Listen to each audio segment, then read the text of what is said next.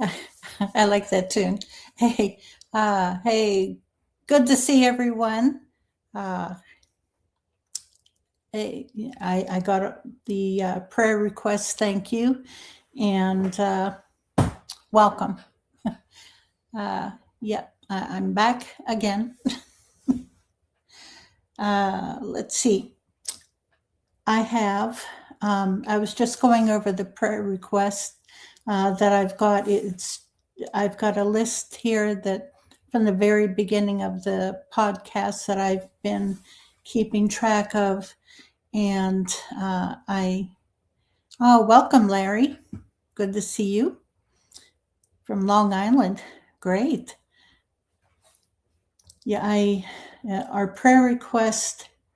There are 2 people on here that we've lost, unfortunately.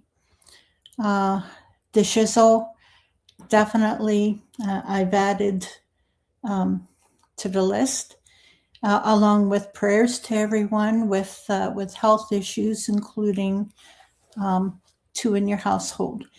And I'll be praying for those. And prayers for everyone here listening. Thank you. Thank you, everyone. All righty. Let me see. And yet again, I have failed to write down the list of things that I need to remember. There are a bunch of things coming up, but really nothing urgent. So I think probably next week what I'll do is bound determined. Yes, I'm going to write things down. But there are campouts coming up in April, but that's at the end of April. And that's at Salt Fork State Park in Ohio. So, but I think that's 23rd, 24th, and 25th, like a Thursday, Friday, and Saturday. So if you're interested, need to take time off, request time off from work, and you want to go, we are not hosting it. This is hosted by friends. The Southeastern Ohio Sasquatch Bigfoot Inquiry. I honestly can't remember what it stands for. SOSBI. And that is headed by Doug Waller. And but information for that is in the group, Pennsylvania Bigfoot Project. So get on Facebook if you want more information, or else send me a message and I'll give you more information. Is Buddy and Angie going to be there? They really haven't said anything, and I don't know if they've even seen the notice. I'm going to have to post it. I think I did post it in Woodwalkers. If not, I'm fairly certain I did. If not, I'll post it in there again and make sure everyone in there. And I hope, that'd be great if Buddy and Angie can come. I will be there for the April camp out. Hey, Mark. Oh, Jerry, good to see you. I will be there for the April camp out. Hey, Pine Knot Yoder, good to see you. Okay, Colt said hi. He wants more snacks. Okay. I'll make sure that I post that on Woodwalkers to shizzle. And because it'd be great if Bud and Angie can come. But SOSBI, SOSBI, they host that camp out at Salt Fork. They have one every month during April through October. I will be there for April and maybe for the one in October. October seems to be filling up with all kinds of other obligations, invitations, and I've been doing some outreach this morning about doing some speaking engagements locally, just locally, where I won't have to travel.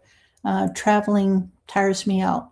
Hey, Sharon, good to see you. And yes, Sharon, you're still on my prayer list.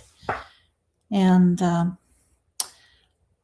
but yeah, all of these speaking engagements, they are local. Okay. Yeah. Yeah, definitely, Mark. That's in my calendar. Yeah, I've got that. Okay. All right, Jerry. Break a leg. You got a show in 20 minutes. All right. Go get set up. But these will just be local. Some of them are breweries. Some of them are at restaurants with like a separate room, meeting room. And I'm going to enjoy it because I didn't do any last year. And the year before, I think I only did maybe 2 the previous year. And so, like I said, these local ones I can handle. My husband, he'll be there to help me out, help me set up and make sure that I get everything that I need. And yes, I know Bill mentioned him last night on Old Line Cryptids. I repeat, and I think I say it every show, I have the best husband. Some of you ladies may dispute that, but I've got him. He's mine, and he's the best.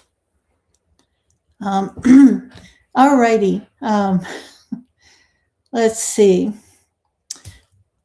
I had named this podcast Monkey Wench's Finding Bigfoot Adventures, and it I felt silly typing that out because I kept picturing Pee-wee's or Bill and Ted's adventures. But I needed something to capture attention and let everyone know that this one,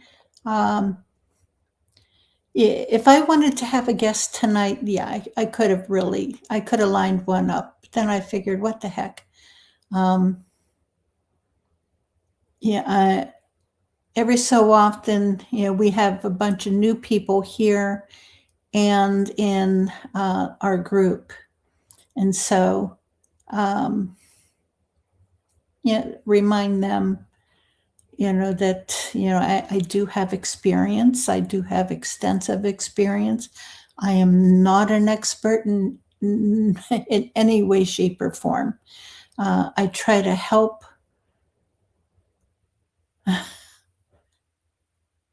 Thanks. Oh, okay. Yep.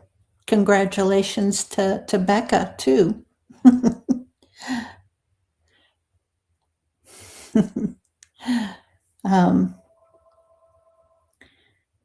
But yeah, it's, well, tell you what, let's just get into it. Trying to think, is there anything else that I need to go over other than just reminder, if you have a prayer request, please, if you don't want to go into detail, just type pray or prayer request. You don't need to go into detail. Just please type it in capital letters so that I see it. And I'll write down your name, I'll write down your request, and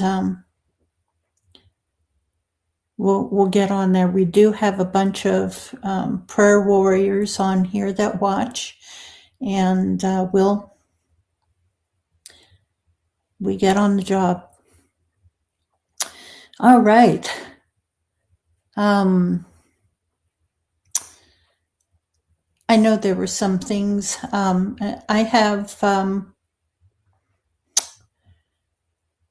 that's right, on the group, I have a ball cap with a Pennsylvania Bigfoot Project patch on it, as well as socks, Bigfoot socks, that if anyone wanted to purchase them, I have photos of them in the group. If you need a photo, I don't think I have it in here. I may have deleted it out of my phone and just make room. But take a look on the group. Just type in patch, the word patch. It should come up.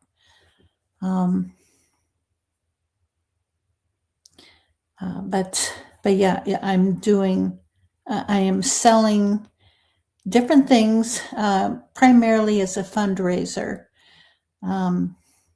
for the different trips, the campouts that are being planned. And yes, there are campouts being planned. Micho State Forest. Yes, it's State Forest. Yeah, it's a state forest. Micho, Michaux. It's in south central Pennsylvania near Gettysburg, just below Gettysburg. And we will have a camp out there since October is getting packed. It may possibly be in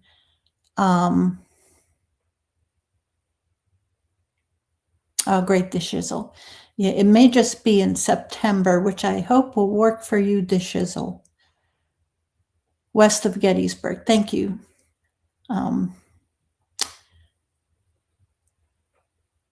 Yeah, I have no idea if they are open in November. Most places aren't. If it's possible that if they don't close until like mid-November, I may need to push it into like the first week of November, but we'll see. We will work it out. I'll check the schedule, and I think I'm going to try to hold off. If anyone wants anything else in October, I'm going to have to say no. Okay. Oh, thanks. I appreciate the shizzle. Good. That's good. Yeah, I know, like from mid-November on, you're kind of chancing rain and so on. The cool weather, I don't mind. I can work with that, and hopefully everyone else can. But we'll try not to push it that far. November, beginning of November, you're still having warm weather. Okay, the shizzle says, let me bring his comment up. There's lots of quartz and rare minerals in the area too. The natives used to go there just to mine rocks for tools in the spring and summertime. And hunt and pack back as they go back upstream. Very cool. Very cool. Quartz, that is kind of important right there. Interesting. Very interesting.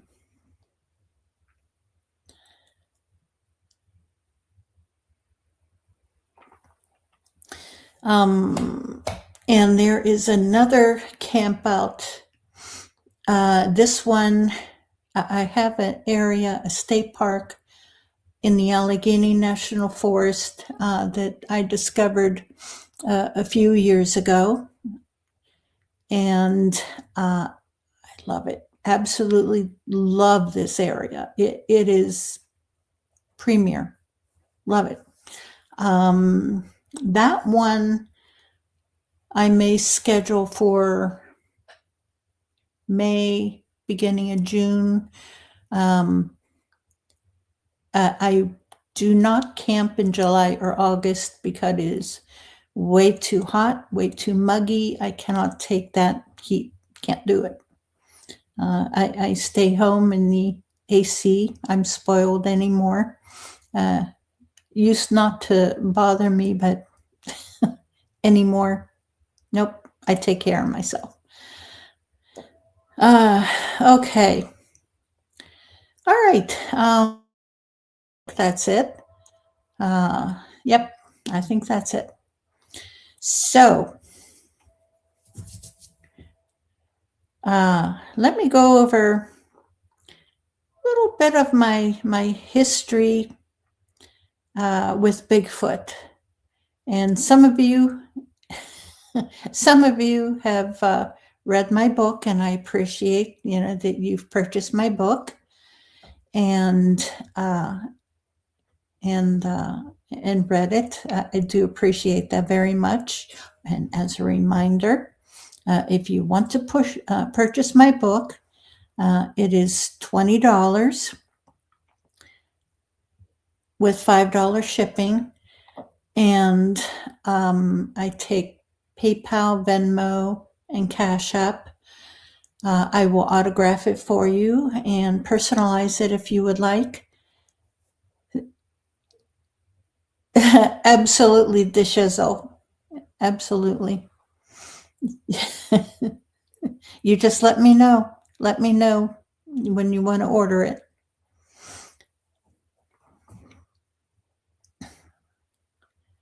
And yeah, I'll personalize it. If you want it signed to someone else, I'll do that. But most of the time, I just sign it to the person who purchased it. And okay, you'll get yours at Micho. All right. Absolutely. Absolutely. Okay. All right. My little bit of history, which reaches back to the year 1967. Gary, yeah, I'll sign it Hulk smash. If you want me to sign it with a Hulk smash, I can do that. Okay, Miss Goody ESL, yes, absolutely. The shizzle, yes, I do. I very happily take cash. Let's see. And Ms. Goody, if you are on Facebook, send me a message. Tell you what, let me, if not, then I'll give you my email address and you can email me. Let me get in here.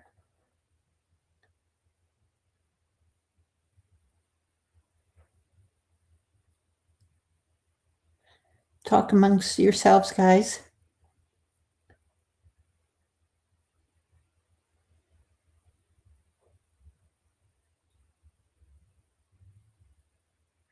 Okay. Yeah, Ms. Goody, if you send me an email, that address there, monkey wench, the letter P as in Paul, B as in boy, P as in Paul, at gmail.com. I forgot to put the @ sign in there, but it's at gmail.com. Monkey wench, WENCH, not wrench. It is monkey wench. P as in Paul, B as in boy, P as in Paul, at gmail.com. And just send me an email with your request, and I'll give you directions, for I'll give you directions for where to send that to, if you want PayPal, Venmo, CashApp, well hidden cash in an envelope, which I would not suggest, but or even personal checks. There's just a few days delay while it clears the bank. So, but okay. Yeah, let me type that in again. Yeah, because I forgot that @ and all right, PBP at gmail.com.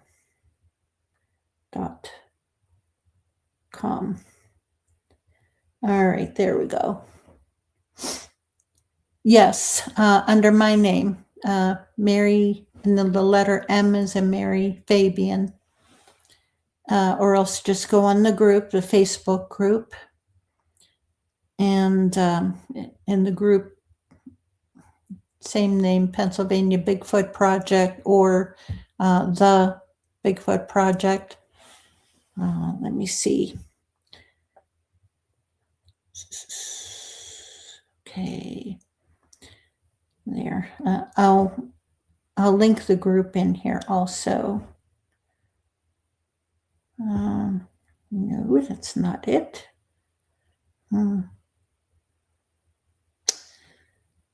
Okay.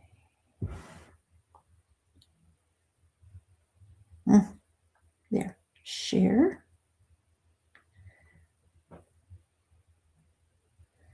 Okay.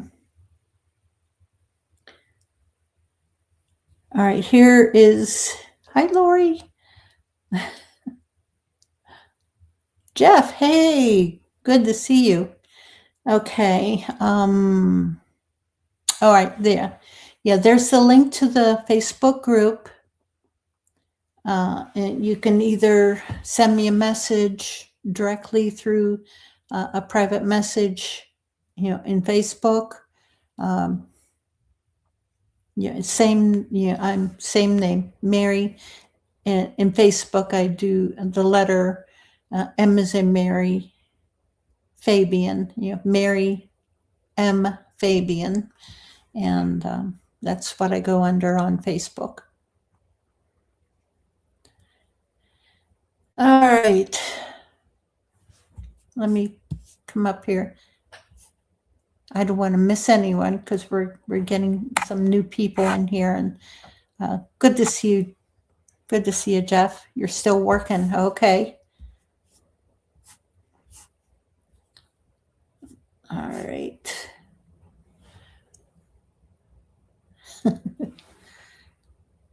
All right. Yes.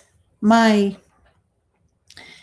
Bigfoot adventures began in 1967, the same year as the Patterson-Gimlin film came out. But I did not see it until many years later.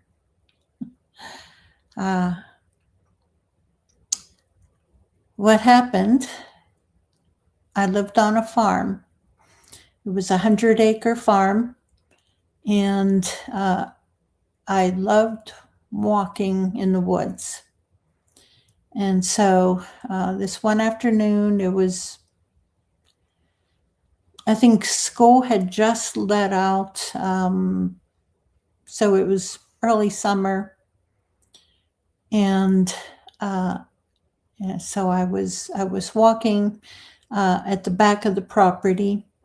At the back of the property, there was a gas line. Hey, Patty. Okay, there you are, Patty. Yes, you found it. You found the right chat. Yes, Patty, just get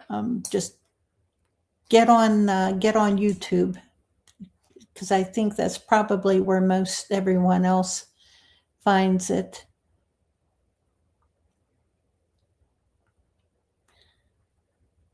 Yeah, at the back of the property of our 100-acre farm, there was a gas line, and along that gas line there was a game trail that I would always. Oh, I have 2 shows on YouTube. Interesting. Wow. That is strange.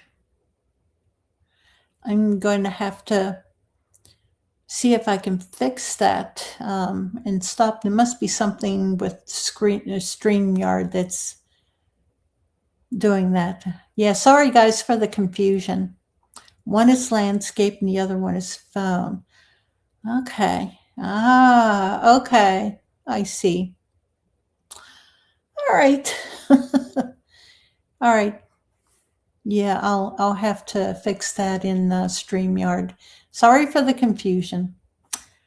Okay.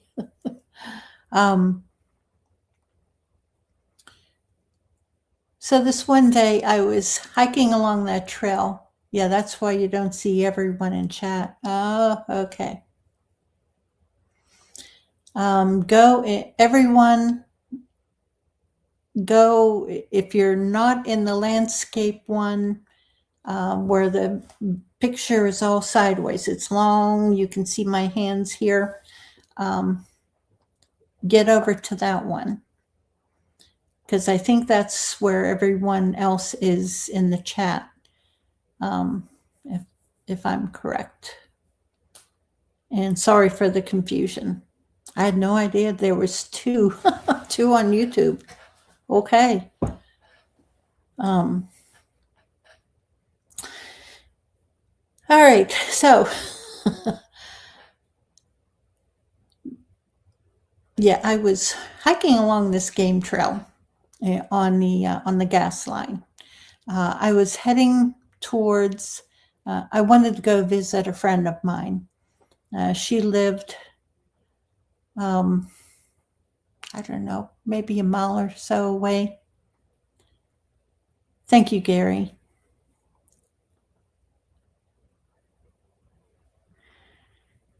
Yeah, best to stream on TV, chat on the phone. Yeah. Yeah, that's what I do, the shizzle. I usually put mine up on the Roku on the TV, and then I use my phone I turn the sound down on the phone, and I do all my chatting on the phone. There's more people in the other one. Wow. Okay. Interesting. Well, if I don't answer you, if I don't answer questions, guys, I apologize. Apologize for the confusion. If you can, get over to the landscape one. Okay. Hey, Pine Knot.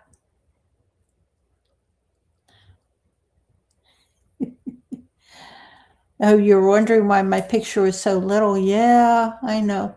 It's a setting on StreamYard that I had no idea that it was streaming twice on YouTube. What I thought was that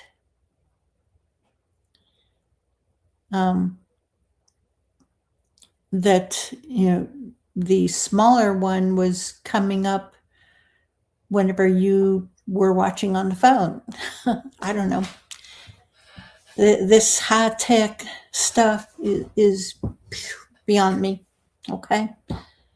High-tech redneck, not hardly. Okay. Okay, guys.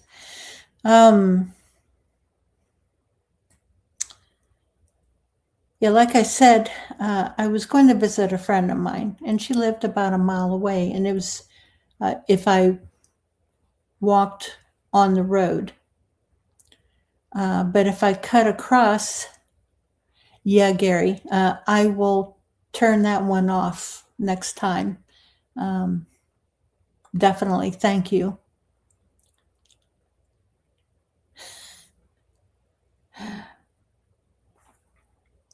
So, and if any of you are from Western Pennsylvania, we have hills and hollers.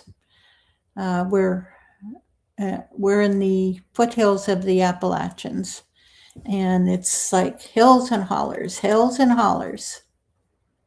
And so I was walking down a hill, into a holler. I was about halfway down. On the right-hand side of me, there was woods, and on the left-hand side, there was a field, mostly a field that was getting some bushes and starting to grow out. And oh, good, Sharon.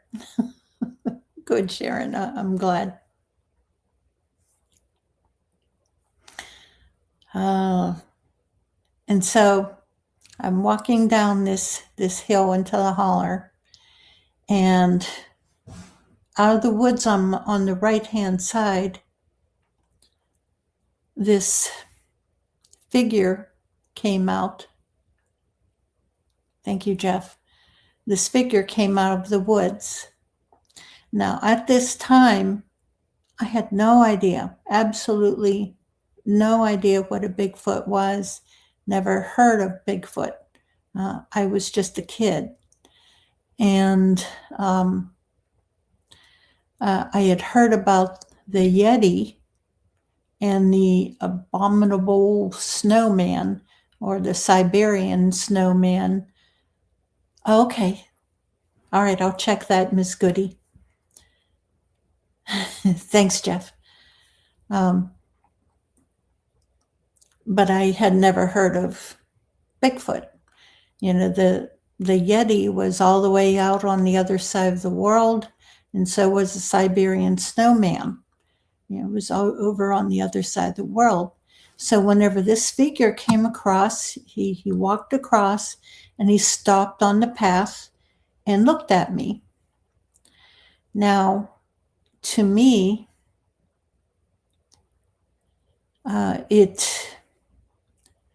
it looked like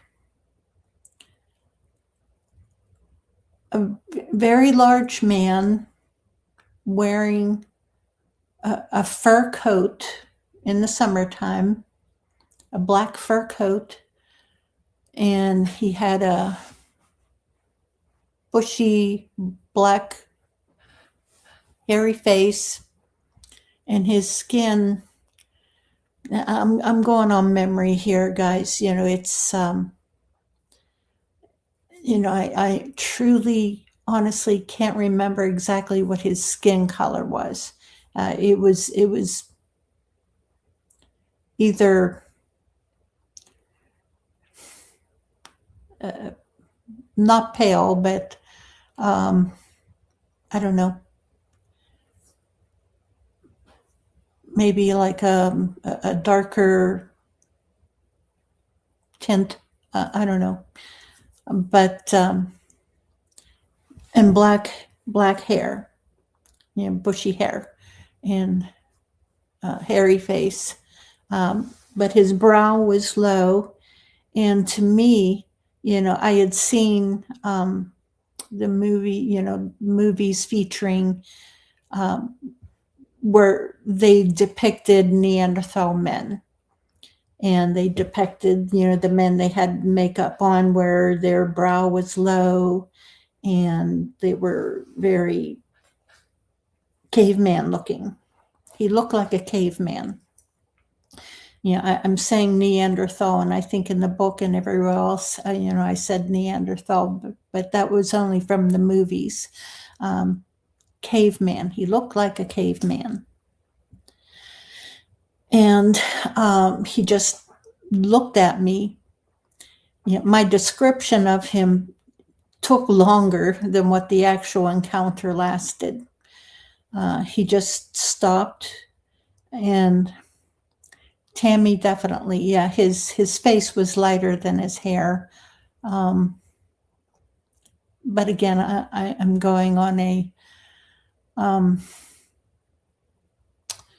50-plus year memory. All I can remember is his hair was black.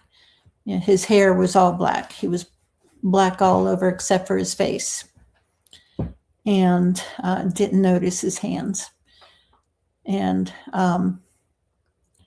you know, he stopped on the path turned and looked at me, and then he continued on, across the path and into the field on the other side, where he just went into the field and disappeared behind some bushes. He didn't do anything threatening. He didn't make a sound. He just stopped and looked at me, and that was it. Now, so I was not frightened. Again, I just thought it was a man with a caveman face, wearing a fur coat in the summertime, that I saw. And that's all. So whenever I got home later on, I didn't tell my dad or anything. I didn't tell anyone, because it really, nothing happened. It was just that. But it wasn't until many years later, like around 2015, 2013, I think, sometime around then, maybe. I really can't remember when it struck me. No, I think it was right around 2015, because at that time, I was on the Facebook group Bigfoot Crossroads, or it was Bigfoot Outlaws. And Kumbo and Bear were on there. And one or the other of them, commented, about how the Bigfoot will have a look sometimes, and plus there were some artist depictions where they had that caveman look. And whenever I saw some artist depictions and heard Kumbo and Bear talking about them, I realized, it just jumped in my memory, explained, black fur coat, and the caveman face. That was a Bigfoot. That was a Bigfoot that I saw. What the heck? And and so, that was a shock, that, hey, so early on, but it was the right area for it. That location, that was in Allegheny County, Pennsylvania. That's about 20 miles south of Pittsburgh. And like I said, we lived on a 100-acre farm, and so I had wonderful play area. We had horses, we had sheep, one rooster, 2 ducks, dogs, puppies, cats, no kittens, because there was a tomcat, and he would go to someone else's farm and mess over there. But it was great. It was a fun childhood. And then many years later, I grew up, got married, did some camping with the kids whenever they were little, and traveled and hiked, and divorced. I was single for a while, traveled quite a bit while I was single, went up into Canada, Quebec, Ontario, and Colorado, and did a lot. And then I married Lou in 2004. And moved up here north of Pittsburgh. He owned a home in Beaver County, right near the Beaver-Lawrence County line.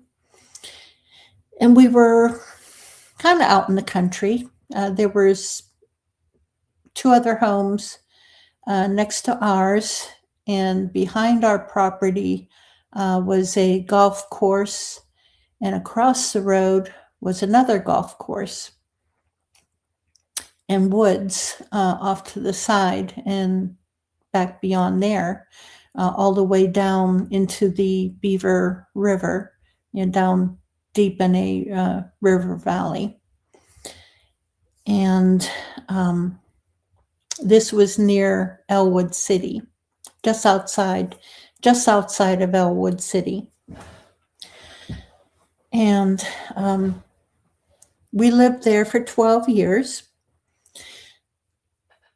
Early on, my husband, he worked as a heavy machinery operator. He worked pavers and the big machines, big boys' toys. And he would get up like 3 o'clock in the morning, leave for work, and he wouldn't get home sometimes until after 7 o'clock, sometimes later than that, depending on where the job was and how long the job lasted and what all needed to be done.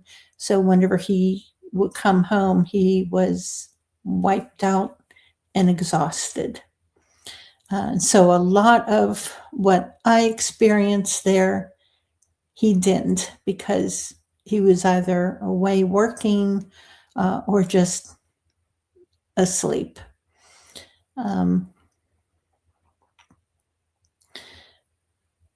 Early on, and I don't remember exactly when it started, but it was fairly soon after we married. I think the first thing that happened there was I woke up in the middle of the night. I had something banged on the wall right behind my head where I was sleeping on the bed. It banged on the wall right there. And then I could hear conversation, talking, but I couldn't understand what it was saying. It was a garbled, gibberish, deep, gravelly, growly voice. And what I heard was, and I'll imitate it, what I heard was just a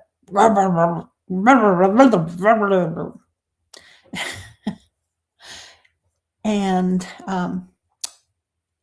years after that, I listened to the recording of Ron Moorhead and his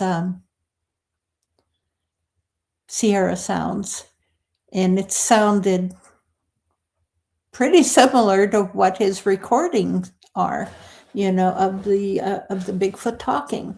And that's what it sounded like. As soon as I heard that, it was like, holy crap, yes. And that's what they call the samurai chatter. Whenever somebody mentions samurai chatter, that's what they are describing, that gravelly, garbled, rough-sounding language. That's the samurai chatter. And I woke up after hearing that, and I'm half asleep and thinking, okay, what was that? I was thinking, all right, is that the spirit of the former owner? Now, I knew that, it was an elderly couple that had owned the house before, and they had passed away. And I had lived in haunted homes before, so I was used to weird things going on in the house. Just that, here I was in a totally different house. And, but that's what I thought at first. I was blaming it on, okay, it's the spirit of the former owner. maybe he's mad at me or something. And it was like, okay, well, he'll have to deal with it. And I went back to sleep. And then a few weeks later, Verax. Aw. I appreciate it. Thank you. Yeah. At the end, if you have any questions, everyone, please wait until the end, and I'll answer all your questions, if I can.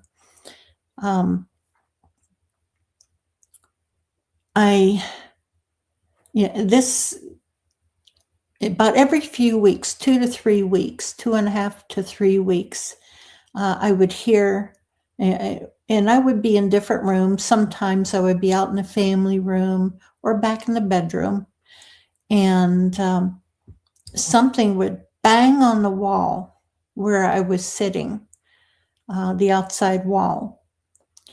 And other times, whenever I was out in the family room, I would have my dog with me. Now, the dog that I had at that time, she was a border collie. I have border collies. I have a border collie right now. Her name is Sinead. But back then at the other house, her name was Zena, and she was adopted. She was a rescue. She had been abused by her former owner, and so she was very frightened, very backwards and shy, and she would never bark. She wouldn't make a sound, and startle easily. And so, I would work with her and try to get her to gain confidence. And she was just starting to get her voice and be a dog and be a happy dog. And but every so often, I'd be sitting there in the family room watching TV. She would lay out just maybe 20 feet from me. She would lay facing the back patio door. It was 2 glass doors, a patio door. And she would lay there where she could watch out that window. And every so often, every 2.5 to 3 weeks, if nothing banged on the wall, what would happen would be I would see her just give a very soft growl. It was a mixture between a growl and a whine, very soft, very low, just not loud, not threatening, just very soft, but there was a whine mixed in with a growl. Her hackles would come up, and she would crawl backwards until she was huddled up. She would crawl underneath the dining table, just crawl backwards until she was huddled up against me, up against my legs, and I could feel her shaking, and she'd be whining and growling. And whenever this first happened, it really startled me.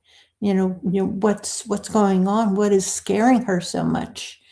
I knew occasionally a bear would come through, like from Moraine State Park, but nothing on a steady basis. And other than that, I couldn't think of anything that would frighten her to that extent.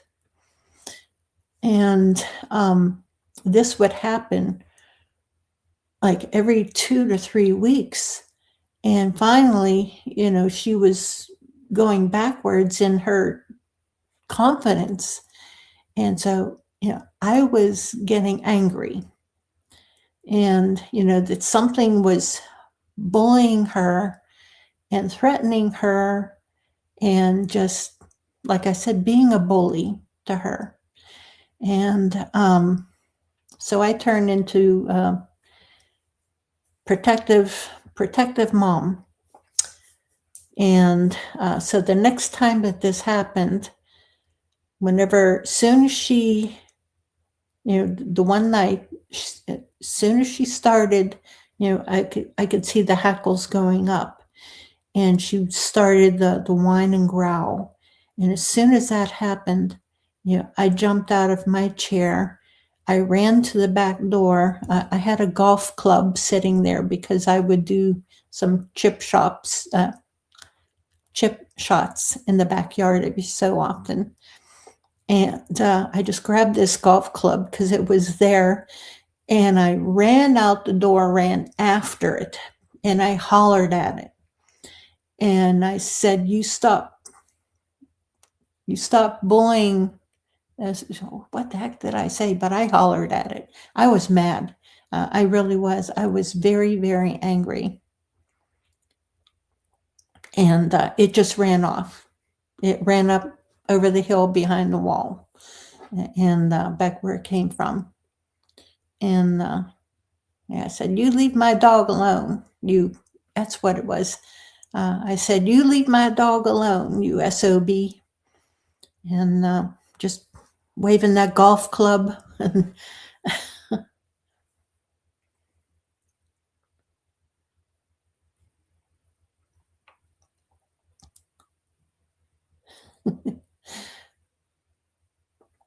And so I was hoping that he wouldn't come back after doing that, but no.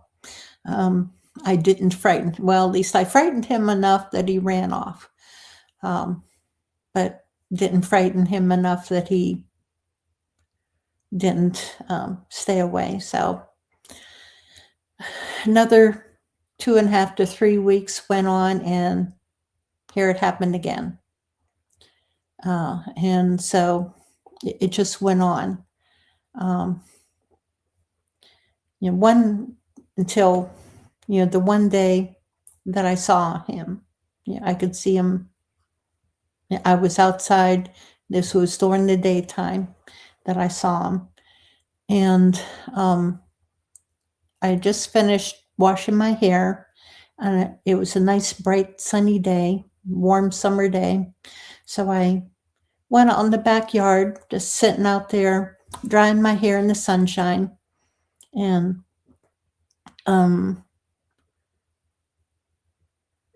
I may have been working in the garden too, can't remember, but I saw movement. There was a big stone wall at the back of our property, and it was a wall in between there was undeveloped part of the golf course, and this wall separated that section from our yard, but it was still golf course property. And I saw movement at the top of the wall. So I looked over there, and there was this big figure looking over the wall at me. Now the sun was behind him. It was a setting sun, and it was behind him, so I couldn't make out features on his face. But his hair really shone very, very clear and very nice. He had very pretty hair. Hey, Dave, good to see you. His hair in the sunshine, it sparkled with a reddish gold. It was very, like I said, very pretty. And whenever I looked at him, and he saw that I noticed him, I looked at him and I said, I see you, you SOB. Shook my finger at him, and he popped down and he must have crawled away because I didn't see him again. But that was pretty brave of him to do that, because there was a putting green just behind and to his left But apparently there wasn't anyone on the putting green. But if there were, they would have seen them for sure. And so this went on, banging on the walls, and occasionally I would hear a vocal at nighttime, up over the hill. And the one night, I was getting ready for bed, and I had the window open, so it must have been a warm night, and I heard very clearly a vocal. There were 3 whoops that he gave, and so I'm sitting there grinning ear to ear, that I could hear him so clear, and just listening for more. And then all of a sudden, a black SUV pulled into my neighbor's driveway. Now, this was midnight. It was after midnight. And somebody pulled into her driveway. She was a single lady. She had a big German Shepherd dog. And apparently she never heard any of this or never experienced anything, because I've spoken with her since. But this night, this SUV pulled into her driveway. And apparently it was in line with wherever the Bigfoot was that made the vocalization, because it pulled into her driveway instead of mine. And I saw someone get out of their car and knock on her door a number of times. And then they got back in their car and just sped off down the hill in the direction of where probably the Bigfoot was traveling to. That's why I suspect that they must have some of them tagged, at least, like I said, some of them, where they can follow them and track them. That's what I suspect. Another night, what happened while I was living there, I decided, and this was very stupid of me, this was after that Not Finding Bigfoot TV show had come on, and I happened to watch a couple episodes, and I saw them, they're banging on trees and doing the whoops, and I figured, oh, okay, I heard the whoop, whenever it was vocalizing, it whooped 3 times. I can do that. They do it on the TV show. I can do that. So, I drove up over the hill, and from into the woods where I bet they hang out. I think it's an area that probably the juveniles hang around. And I drove up over the hill, back into the woods, and stopped my car, got out of the car, and I did 3 whoops. And I stopped and listened, couldn't hear anything. And I thought, okay. So got back in my car and drove back down to the house. Pulled in, and that was it. The evening went by. My husband got home from work fairly late, so he took a shower, ate, and went straight to bed and just collapsed. He was out, completely out. And I went to bed, went to sleep. Around 2:30 in the morning, I woke up to banging on the side of the house behind me. and then something else banged on another side of the house, and then something else banged on the other side of the house, and then something was up on the roof. Now, we lived in a low ranch house. Something very easily, something smaller maybe jumped up or was lifted up. I don't know. But something couldn't have been heavy. Couldn't have been an adult one because he would have done something up there. So it had to have been a smaller one. But something was running back and forth across the roof. I could hear it. I could hear the footsteps as it ran back and forth across the roof. And in the meantime, banging on the side of the house. And here I am, I'm trying to wake up my husband, saying, Lou, wake up, wake up. And, I was scared. And he wouldn't wake up. He would not wake up. And this went on for a while. And finally it stopped. And then I was able to wake up Lou after it stopped. And he doesn't even remember me waking him up, but I woke him up and I told him, there's something banging on the walls. Go check the doors, make sure everything is locked. And so, God bless him. He went out and checked all the doors, made sure everything was locked, came back to bed, and that was it. And he doesn't remember doing that. And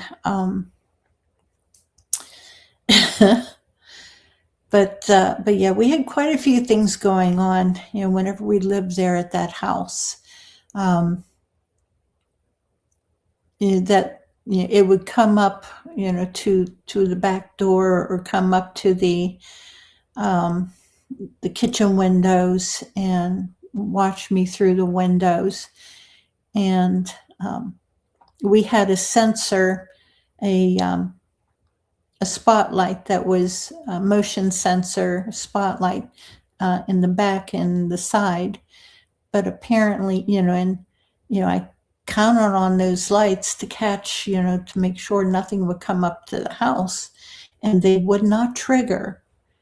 And, I would go out the following morning after, all this would happen, and I would look up at the lights and they would be turned so they wouldn't trigger. And at first, I told Lou, I said, why do you keep turning those lights? I need those to be pointing out so they'll trigger, whenever something comes by. And he said, I haven't touched those lights. And I said, well, look, they're turned. And he saw, yeah, they're turned. Apparently, what they were doing, hey, Rob, welcome. What they were doing was they would come up.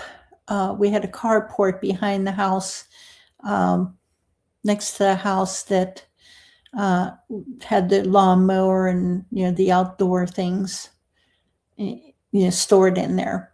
And it would come up between the carport and underneath the eaves. We had pretty deep eaves on the house. And it would come up close right under those eaves and up until, it got to the light, and it would apparently reach up and turn the light so it wouldn't trigger. And doggone them. They are so slick.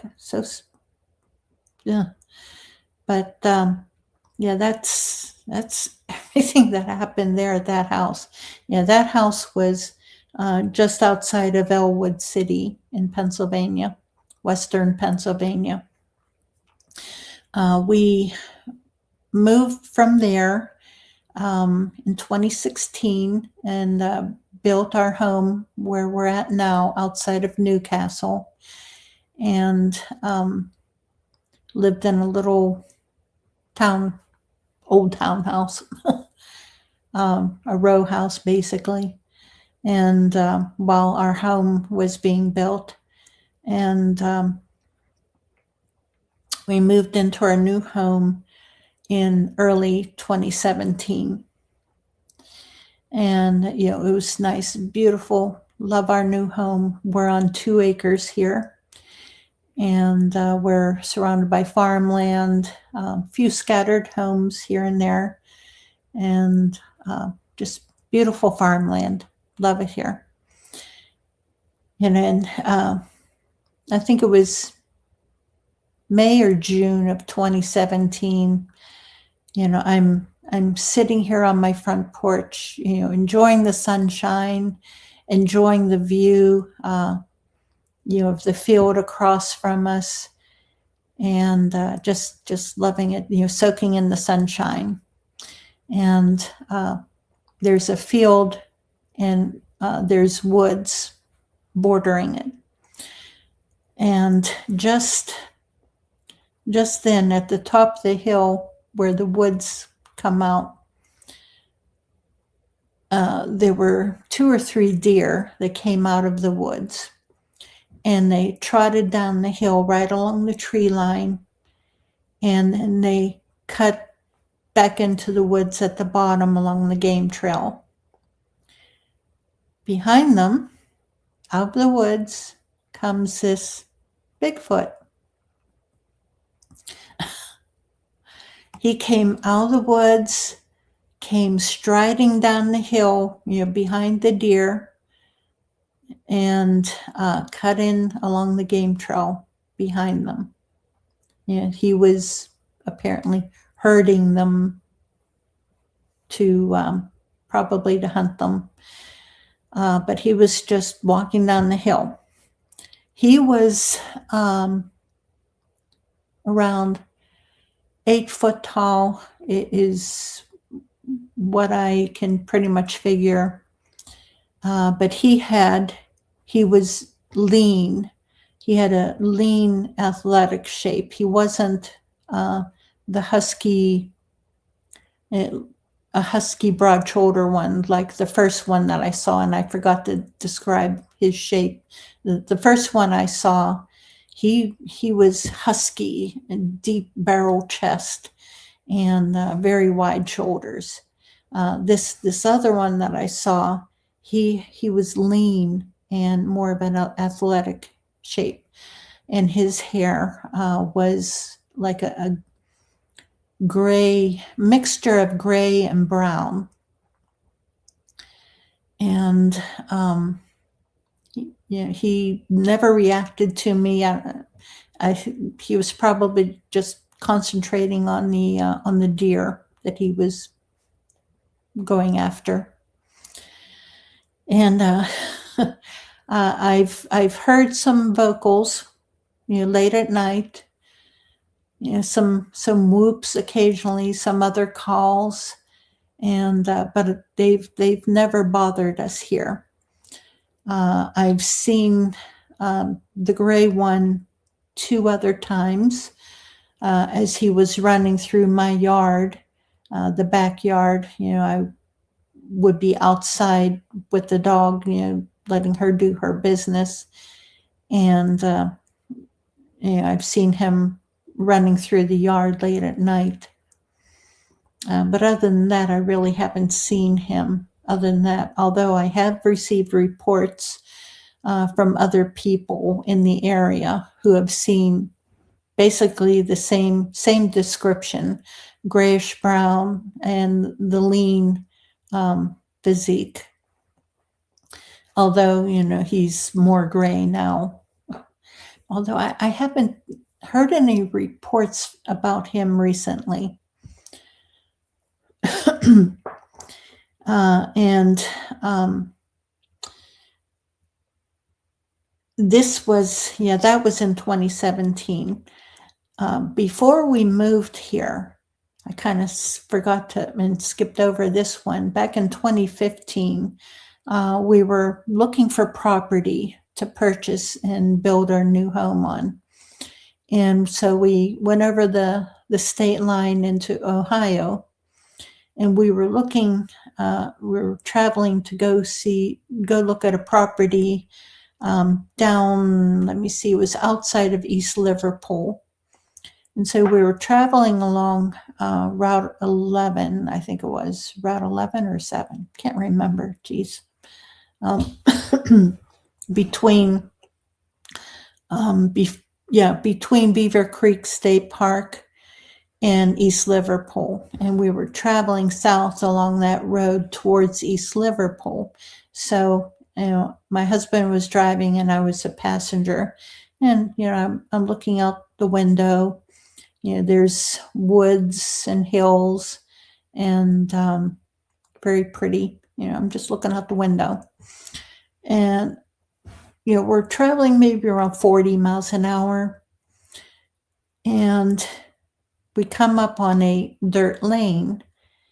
And as we come up on this dirt lane, there's a Bigfoot came out of the woods and crossed that dirt lane and went into the woods on the other side.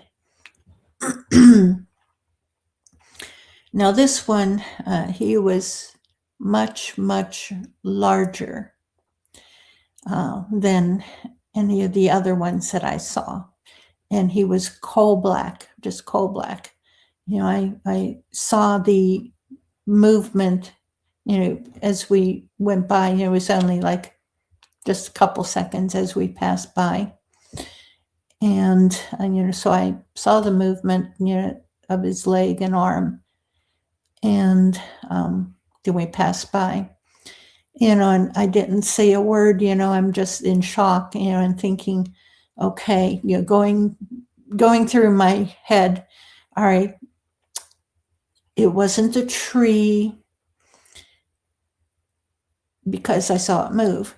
It wasn't a stump because I saw it move. It wasn't a bear. It was much too large. And, I'm just working through my head what else that it could have been, but it wasn't. It wasn't a deer. It was way too big. And, finally, after I worked that through my brain, I told Lou, I said, can you turn around, please, and go back? And so he didn't question me, God bless him. He just turned around and we drove back, and whenever we came up to the lane, I told him, pull over here on the other side across from the lane. And we just sat there, and I'm looking out the window, at this lane, and I'm thinking, that was a Bigfoot. That was hey, Blackie, how you doing? And, I'm looking at this tree that it walked under, and I'm thinking, oh my God, that thing was at least 10 foot tall. It was huge, absolutely monstrously huge. It was huge. Holy crap. And so we continued, my husband turned around, and we continued on to look over the property, which of course didn't work out for us. And a few months later, my sister was up here and visiting with me. So she and I drove back over there, and I stopped at, the dirt lane, and it was completely different. There had been construction there where all the trees had been bulldozed down. It was all bare earth. There was a huge 10 foot tall with barbed wire chain link fence. No sign saying what was going on, just a tall chain link fence with barbed wire on the top. And I'm thinking, holy crap. Unfortunately, I really couldn't do an adequate investigation, because of that, because the terrain was just completely obliterated. So that was 2015. And then I had, you saw the one here across the road, the gray one, walking down the hill behind the deer. That was in 2017. 2018.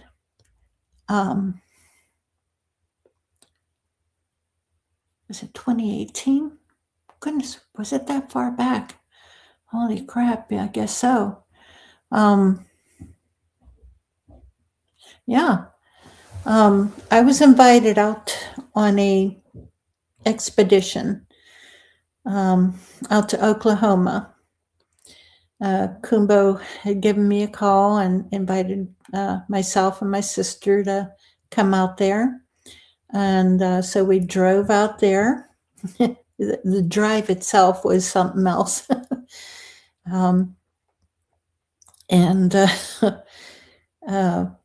There were about 14 of us, 13 or 14 of us all together.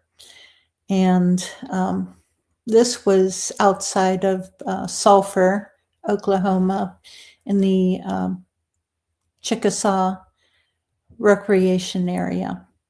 If you have a chance, and I think Gary lives in that area, fantastic, absolutely fantastic area. I cannot recommend it enough. Get into the Chickasaw recreation area. It is so active. Fantastic area. I love it there. I want to go back there so bad. But we were there for a full week and had a great time. Almost everyone saw a Bigfoot during that week. Almost everyone. I think there were maybe one or two people who just didn't see what everyone else was seeing or wasn't facing the right way. And the one night we had traveled out maybe 2 or 3 hours away from Sulphur, and we were in an area nicknamed Purgatory. And Purgatory happens to be near a certain casino where I think this casino is semi-famous only among certain people because the casino workers are always finding footprints and handprints on the garbage dumpsters back behind the casino. And so, this evening we were out of Purgatory, had an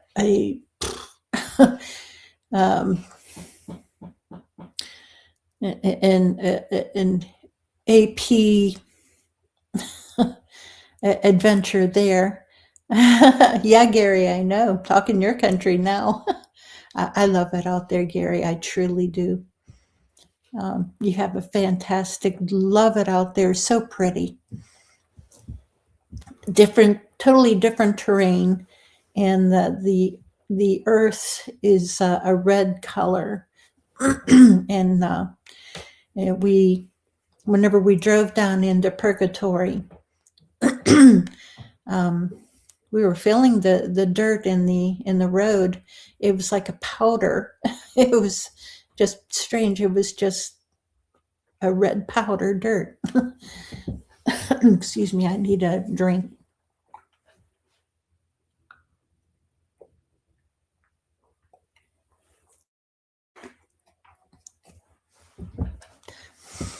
And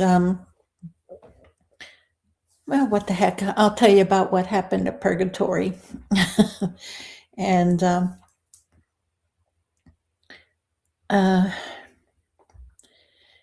we were all outside of the trucks, except for my sister, who was too frightened to come outside. Most of the time she would stay in the trucks no matter what we were, no matter where we were in an active area. She would just stay in the truck. And so, I wouldn't venture far because I wanted to make sure she was okay. Everybody else would go hiking and I would stay right there with her, make sure she was okay. But at Purgatory, everybody stayed right there by the trucks. It was after midnight, maybe 11:30 or so at night, before midnight. Kumbo had done some calls and some special calls.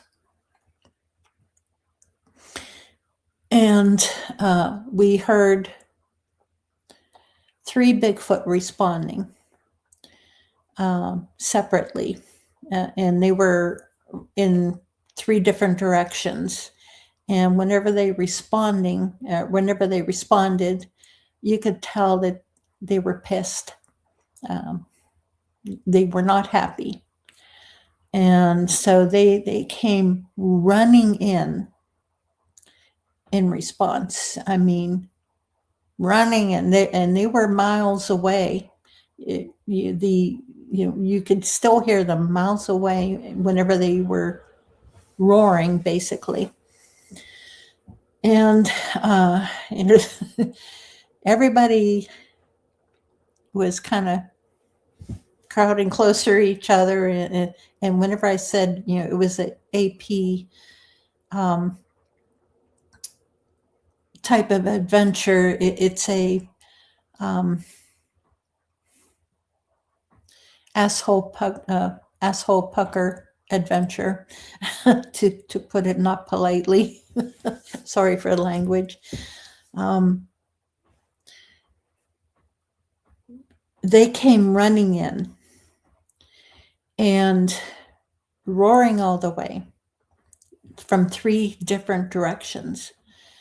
And whenever they came in on us, each one stopped maybe about 50 yards out from us, and where there was some bushes and brush, and you could hear them and see eye shine, but they were quiet whenever they came that close to us. They didn't come any closer.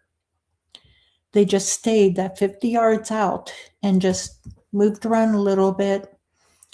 Like I said, we could see the eye shine. We could hear, some crackling, as they moved around, just very slightly, but you could hear it. And then eventually, we just waited. And eventually, apparently they went away because we couldn't hear anymore. And, looking with the FLIRs and the night vision, you really couldn't see anything back there anymore. So apparently they went away. And so we hung around there for a while longer. And then we figured, okay, it's midnight. We should be heading back to camp, which was 2 or 3 hours drive back. And here it is after midnight. So we started driving back, and we were in a caravan of about 7 vehicles. One of the gentlemen, he was having problems with his truck. So we all pulled over into the parking lot of this casino, and everyone else got out, and they were all crowding around the truck trying to figure out what's going on, except us in the vehicle that we were riding in. It was my sister and I. We were in the back seat. I was sitting behind the driver, and my sister was sitting behind the passenger, and they were both there in the truck with us. The driver, both he and my sister, had never seen a Bigfoot before. And so, every time we would stop, they would get on their phones and I always make fun of my sister. I always say, you're playing Words with Total Strangers game, Words with Friends, in other words, but I called it Words with Total Strangers. But no matter what they were doing, they were just on their phones constantly. And both Chuck and I, the passenger in the front seat, we would always tell them both, holler at them, say, if you want to see a Bigfoot, you got to get off your phone. And, but that night, both my sister and Dave, the driver, they were on their phones. Chuck and I, were sitting in their truck, looking out the window. We were facing, ahead of us to the left was the casino, and then another building. There was a gap between the casino and the other building. And right in front of us was the large parking lot, brightly lit parking lot. And then to the right, there was the highway, and then woods on the other side across the road. Chuck and I were looking out the window. Dave and my sister. Hey, Suzanne, good to see you. Dave and my sister, they're on their phones, playing on their phones. All of a sudden, something came running out from in between the casino and the building next door. It was a Bigfoot. He ran, full out across this brightly lit parking lot, through all the pickup trucks and the cars, past those, across the highway. He ran past the highway sign, and then into the woods on the other side. Yeah, he was just full out run. And I'm just sitting there like, and Chuck says, "Did you see that?" And I said, "Yeah." And both of us said, at the same time, we saw a Bigfoot. That was a Bigfoot running through the parking lot. And Dave and my sister looked up from their phones and saying, What? We missed it. Yeah. If you wouldn't have been on your phone, you would have seen it. But we got out and we told the rest of them. No, they don't. Well, they have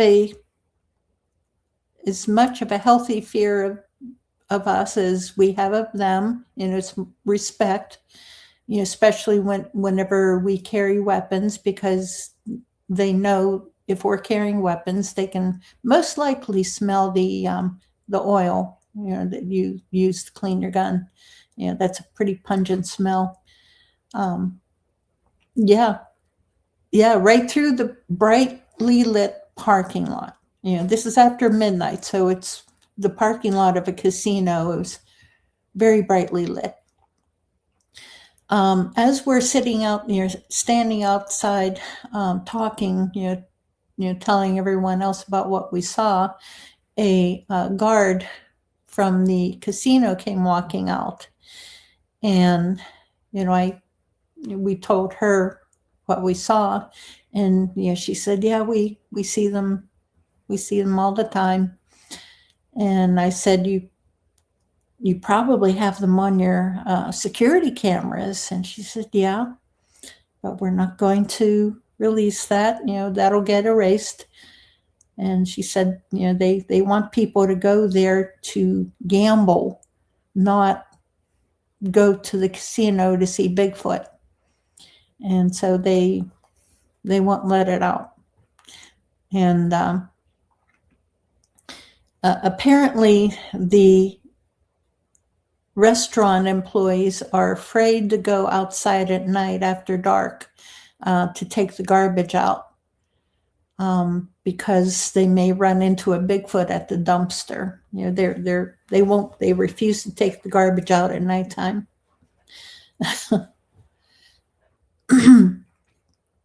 But yeah, Chuck and I, I asked Chuck, I said, how long do you estimate it took this Bigfoot to run from where he came out, from the casino building to the woods on the other side? And he said, I don't know, about 3 seconds. And I said, yeah, that's about what I estimate too, about 3 seconds. And so whenever I got home, I got onto my laptop and I took the distance, and offhand, I can't remember what the distance was, but I took the distance and the time that it took, him to run from point A to point B. And I was able to figure out approximately how fast he was running. And, at this point in time, whenever I'm, telling this story at festivals or conferences, I usually ask the crowd, I say, take a guess at how fast you think he was running. How many miles per hour do you guess that they were running? And so I'll ask that of you guys. Just type in the comments. Just take a wild guess. How fast do you think it was running? And I'm sure some of you have heard my story and you know this already.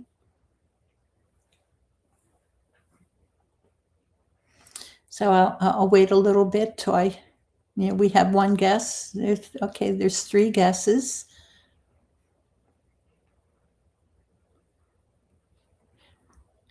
Come on, keep them coming. Okay, keep them coming.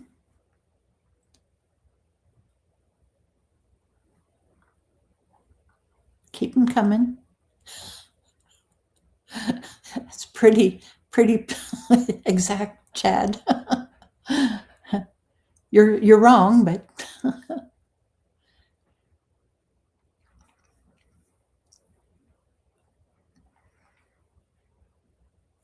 okay, yeah. And anyone who has seen them running, it's amazing. It is absolutely amazing how fast they can run. Chad, yes, you're very thorough. Okay, Gary. Yeah, I remember Kumbo talking about when running after his pickup truck that was pissed at them. And so he was able to gauge how fast that one was running. And that was in the woods. The Bigfoot Kumbo, the one that was chasing Kumbo's truck, that one was running in the woods. And Kumbo was driving his truck along a dirt road. And I think he said, yeah, God, guns and ammo, lightning quick with very little wasted movement. Yes. Suzanne, I've only seen, here, let me highlight your comments here. I've only seen quick bursts and a blink of an eye. Lightning quick, very little wasted movement. And here's Gary. Had one chase me over 50 miles per hour. I saw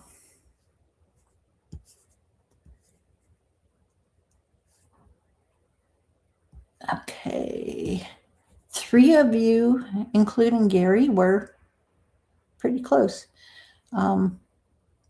Mark, Tracy, Verax, and Gary. Yeah, you guys were the closest. I estimated right around 52 miles an hour. And that was, only an estimate because both Chuck and I, we guessed at 3 seconds. But yeah, Kumbo, the one that chased Kumbo, I think he said it was right around 50 miles an hour. So yeah, they are lightning quick. Yeah, they are extremely fast. So yeah, yep, exactly. Yeah, so you're not going to outrun one. And in your vehicle, okay, Gary.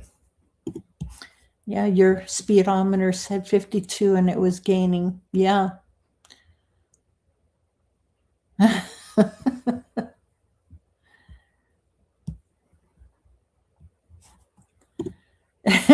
Okay. It was done eating from the dumpster, so it was full and slower. Okay. Very, very good.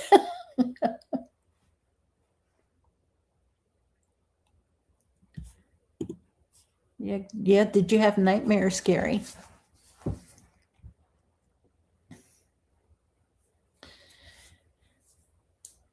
I know I don't.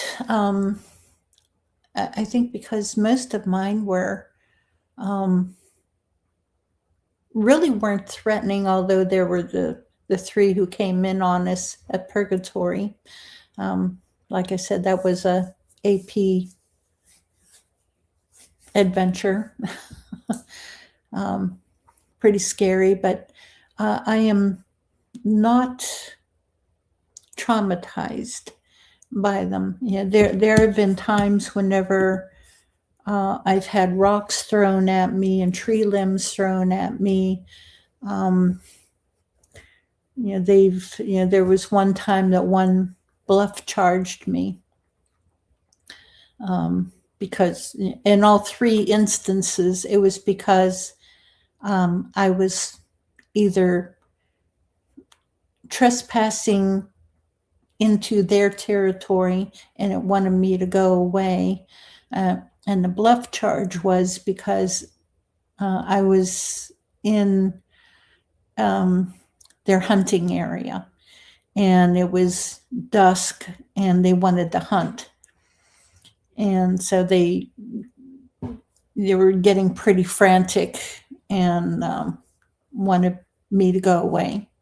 And I wasn't, because there was a disabled lady in a vehicle next to me, and I could not leave her. I wasn't about to leave her. And so it came rushing down the hill through the woods at me, but it stopped right before coming out. But I heard this tank, it sounded like a tank, come rushing down, a boulder came rushing down through the woods, but stopped. And then, and so, stood there in shock, of course. But no, I couldn't leave, and I kept telling it because I could hear it moving around trying to intimidate me into going away. And I kept saying, I can't go away. This lady is disabled. I cannot leave. You have to be patient. You have to wait. We'll go away eventually. Just wait. Sharon, yeah, I have a different dog now, but this one, she has had her own Bigfoot experience out at Salt Fork State Park. And so she is affected by them also. She was traumatized by one evening out at Salt Fork. And so, yeah, I don't, if I take her camping with me, it's in an area where it's safe. I won't take her into a very active area anymore. I leave her at home or else put her into a kennel. and let her play with other dogs at the kennel. But no, I won't put her into danger and have her traumatized anymore.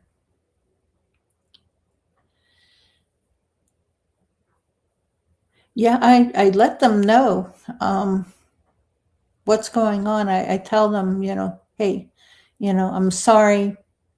I'll turn around. If I know that I'm trespassing too close by getting rocks thrown at me or tree limbs, I tell them, okay, I'm sorry, and I turn around and walk away very slowly. I don't run. But that one night, whenever it bluff charged me, I couldn't go away, and I told it. I said, "Be patient. I cannot go away yet." The other team, they were still out hiking, and I had to wait until they got back.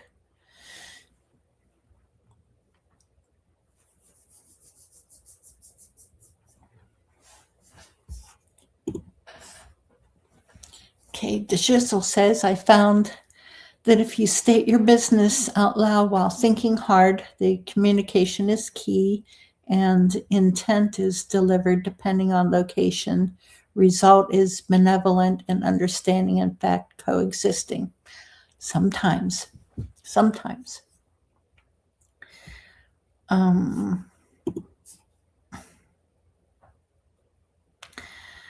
Yeah, I pretty much figure that I'm just getting too close to where their young ones are.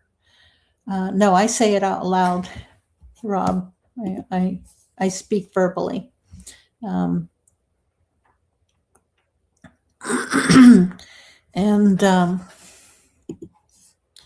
there was another time we were camping Prince Galitzin State Park. This was very late, and there were, I don't know, 5 or 6 of us sitting around the campfire talking. And apparently they wanted to come through. I don't know what they wanted to do, but they were just messing with us. And so they were zapping us, basically, hitting us with infrasound. All of us were affected in different degrees, but I was getting a headache. I could feel intense pressure in my head, just pressure. And it was getting worse and worse until I was starting to get a migraine. It was just the pressure was getting so bad. And finally, I got fed up, and I stood up because I knew where they were at. They were behind some pine trees, about 15, 20 feet away from us. I stood up and walked partway over, and I just, hollered at them, that, I said, stop that. You're making us sick. You got to stop it. And instantly the pressure, everything went away. Yeah, I'm not going to take the BS from them. And, I let them know, I'm not going to. I'm not going to let them intimidate me to that degree. Yeah, if one comes up on me openly angry and pissed, yeah, you bet. I give them respect. But when they treat me with disrespect, I let them know, I don't take bullying. I don't.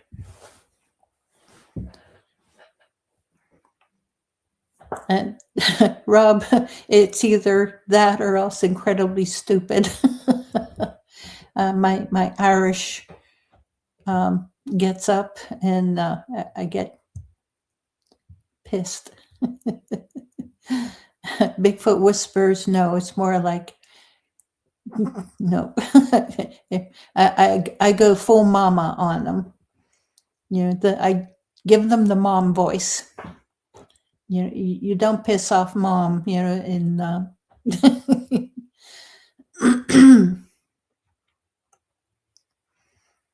that's basically what I do. And, I don't take BS from them. Okay, the adolescent juveniles have to prove themselves or feel like they do, just like older cultures and civilizations. We must remember these are an ancient race, and we must analyze and assess. Yeah, I do assess the behavior that we receive, and I analyze it. And whenever I get back, for days, weeks, years afterwards, I continue to mentally analyze the behavior and the area, the terrain conditions, the weather conditions, the time of day, time of night. What prompts that type of behavior, and what response happens. And for me, it's more a matter of, if they treat me with respect, I will treat them with respect. But if they start acting like a bully, Mama don't put up with that.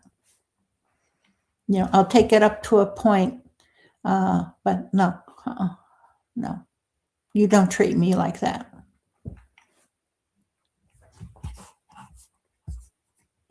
Like I said, probably incredibly stupid of me. But unfortunately, that's just what I do. Don't do what I do, guys. Okay, don't do what I do.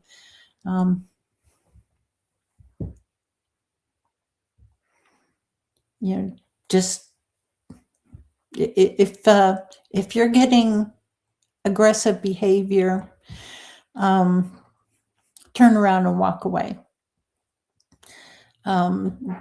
There was another time we were sitting, we were out in Ohio. I think this was outside of Calcutta, Ohio. And we were sitting around a campfire at a camp, and a tree got pushed down behind us up on a hill. And so we sat there, okay, it wants us to go away. Okay, but we're sitting here talking. We're not going to go away. Another tree gets pushed down. It's like, okay, he's getting a little insistent, but we're still here talking. We're not done. A third tree gets pushed down. But no, we didn't get up and go. Whenever we were finished talking, we were all too tired. We went to bed. Don't let it bully us. Yeah, they may have their hunting to do. We may have been interrupting a hunt.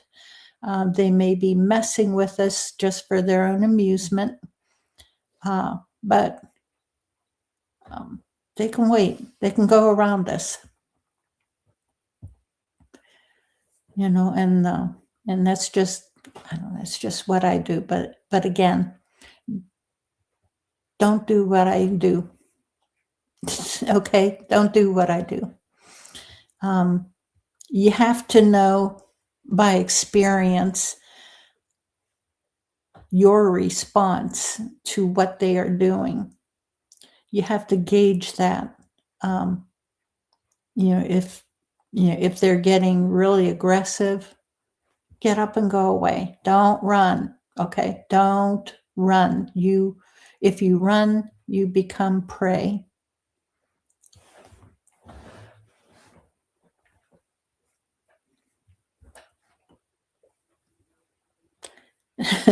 Yeah, mama and pop's treatment. Yeah. Yep.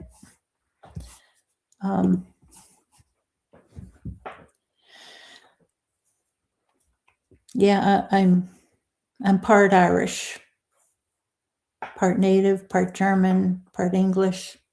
Heinz 57. So whatever the mixture that I am, That's there's a lot of stubborn in me, and plus I'm short. So short people, we got this chip on our shoulder about bullies. So so that's kind of where my attitude comes from.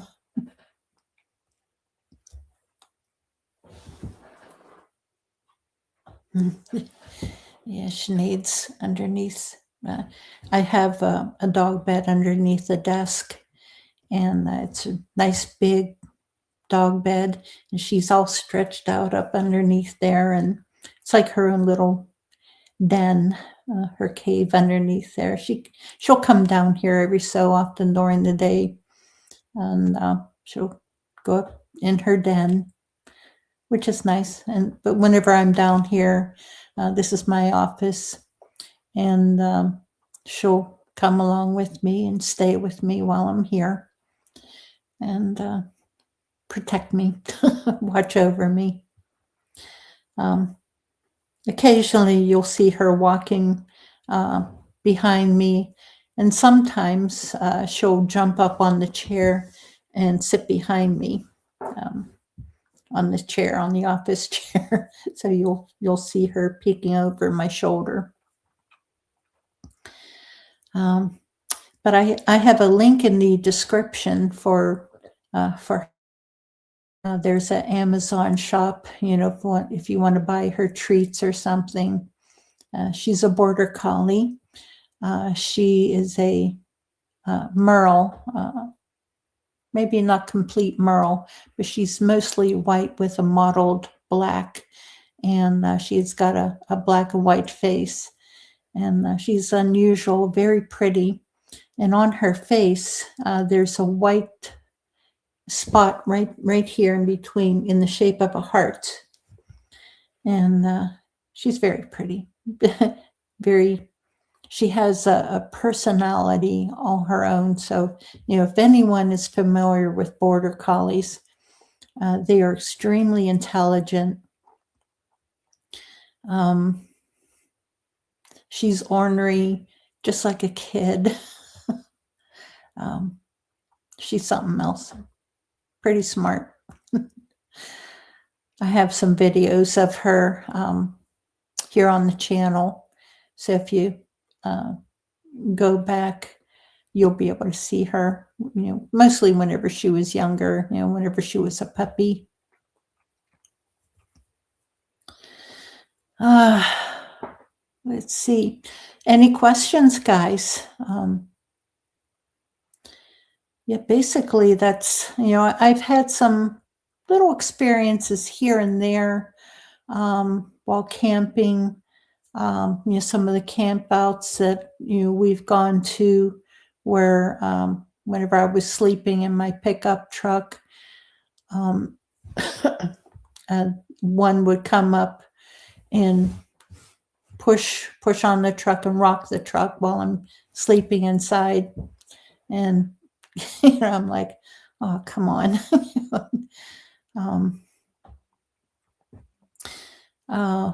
Vocals while camping, out at Salt Fork.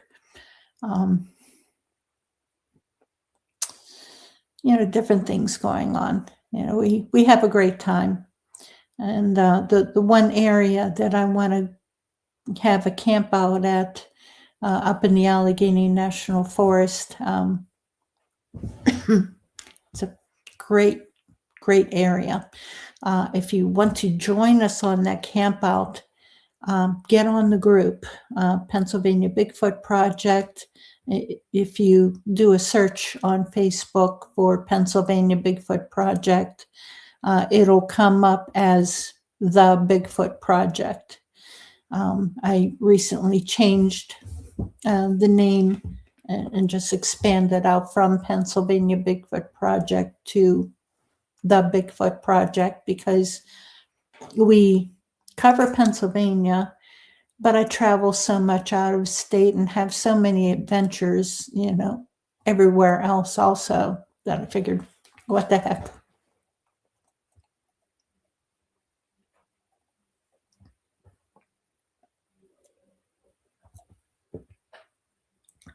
Sorry. Yeah, I'm not seeing any more comments. And I apologize if you're... Okay, there we go. I just had to scroll down. Let me see if there's any questions.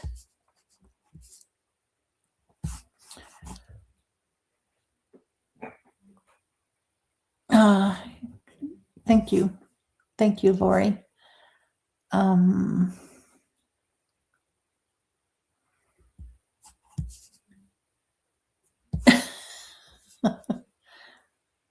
Okay, yeah, there's some. Oh, Rob, I am not hardly an expert. There, not hardly. I am stupid and foolish. That's what I will describe myself as. That's why I keep repeating, don't do what I do. Don't do what I do.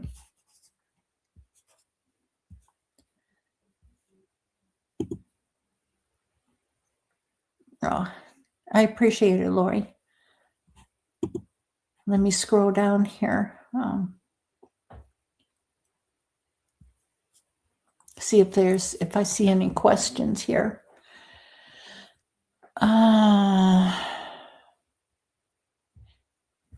let me. Yeah, Verax. Yeah, be direct, firm, and grounded in respect. Yes. Yes. Respect is key. Absolutely. And, I may not emphasize that enough, here in the podcast. I try to in the group, and I do in my book. Always be respectful. Be respectful of them as a race, their territory, and they themselves. Be respectful of them. Treat them with respect until they treat you with disrespect. But even so, just turn around and walk away. Don't do what I do. But yes, treat them with respect.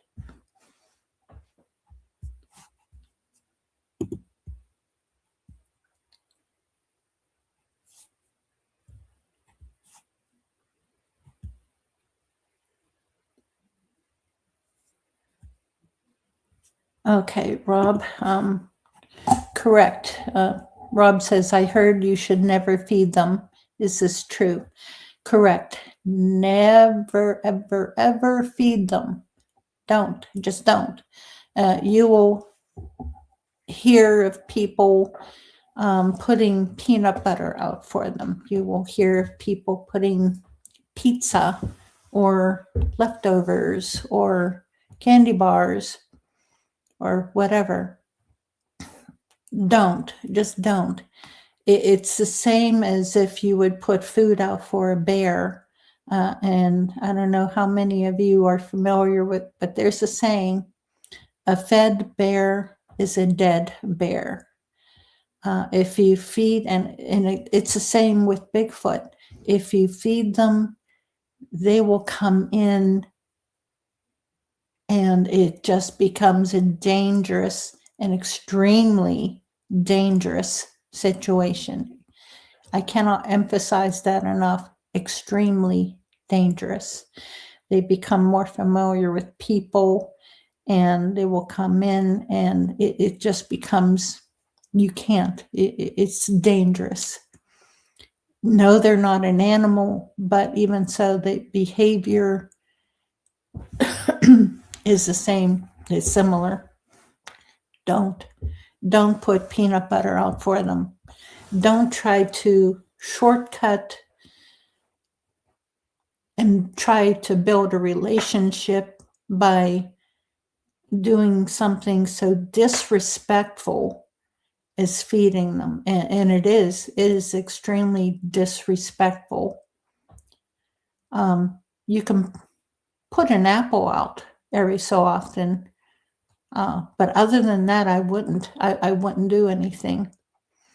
they're perfectly capable of finding food for themselves. They've been doing it for thousands, tens of thousands of years. Just don't. They don't need it. Um, it's disrespectful and dangerous. People who put jars of peanut butter out, by leaving that jar out, you are endangering other wild animals also. People, have found raccoons with their head stuck in the peanut butter jar, just suffocated. Deer will stick their snout in there to lick at the leftover peanut butter, and it's stuck on their snout and they suffocate and die. Don't. Please don't. Verax, yes. Border Collies are the best. You have to be a special owner.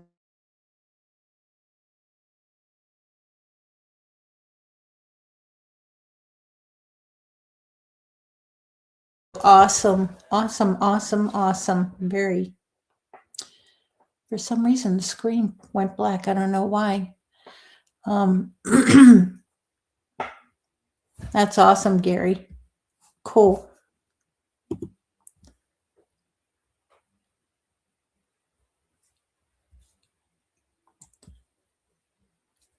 You're good watching from a distance. Yeah. Yeah. Yeah, I'm sure we'll hear from them at LBL too. Yeah, you'll probably hear some vocals. You may. I've heard them calling, in fact, in the middle of the day at LBL. LBL, guys, with those not familiar, LBL is Land Between the Lakes. That's Kentucky and Tennessee.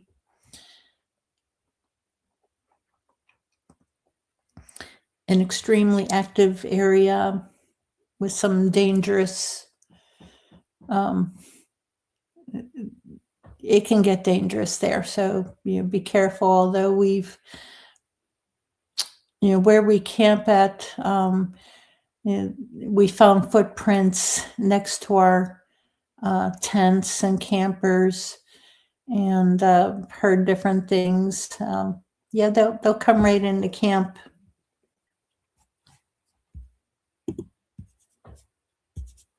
Yeah, I've heard about them rocking people's campers there. Okay, Captain Slack, greetings from Phoenix, Arizona. Is Arizona Bigfoot real? Yes, there was a gentleman, Mitch. I cannot remember his last name, but he used to have. He passed away a few years ago. But he had a Facebook group called the Mogollon Monster or something like that. But he would go up on the Mogollon Rim and do a lot of Bigfooting up there. But yeah, they're in Arizona, absolutely. So, welcome. Thank you for joining in and listening to the podcast. Okay. Ms. Goody ESL. Wondering if your hubby ever saw or heard. I'll say thank you so much. Oh, you're welcome. My husband, like I said, God bless him. I love the man so much, very dearly. He's the best. No, he has never seen one. He has never heard one. Up until a couple years ago, he had never seen deer on our property. He's seen deer before, just not on our property. I would be sitting on the porch or sitting, by the window, and I would see deer all the time. in the yard, and or walking through the yard, and he would never quite catch, the deer going through the yard. But no, unfortunately, he has never seen or heard, the Bigfoot. He believes me, and he supports me 100%. So whenever I am packing to go camping or packing to go to a festival or a conference, he will help me pack up and he'll help me unpack. He won't come camping. He's not, he works in the outdoors, and he's worked in the outdoors his entire life. So whenever he wants to relax, he wants to relax in his easy chair, in the air conditioning, in front of the TV. So he does not go camping with me. He'll drive around with me locally, whenever there's a place I want to explore.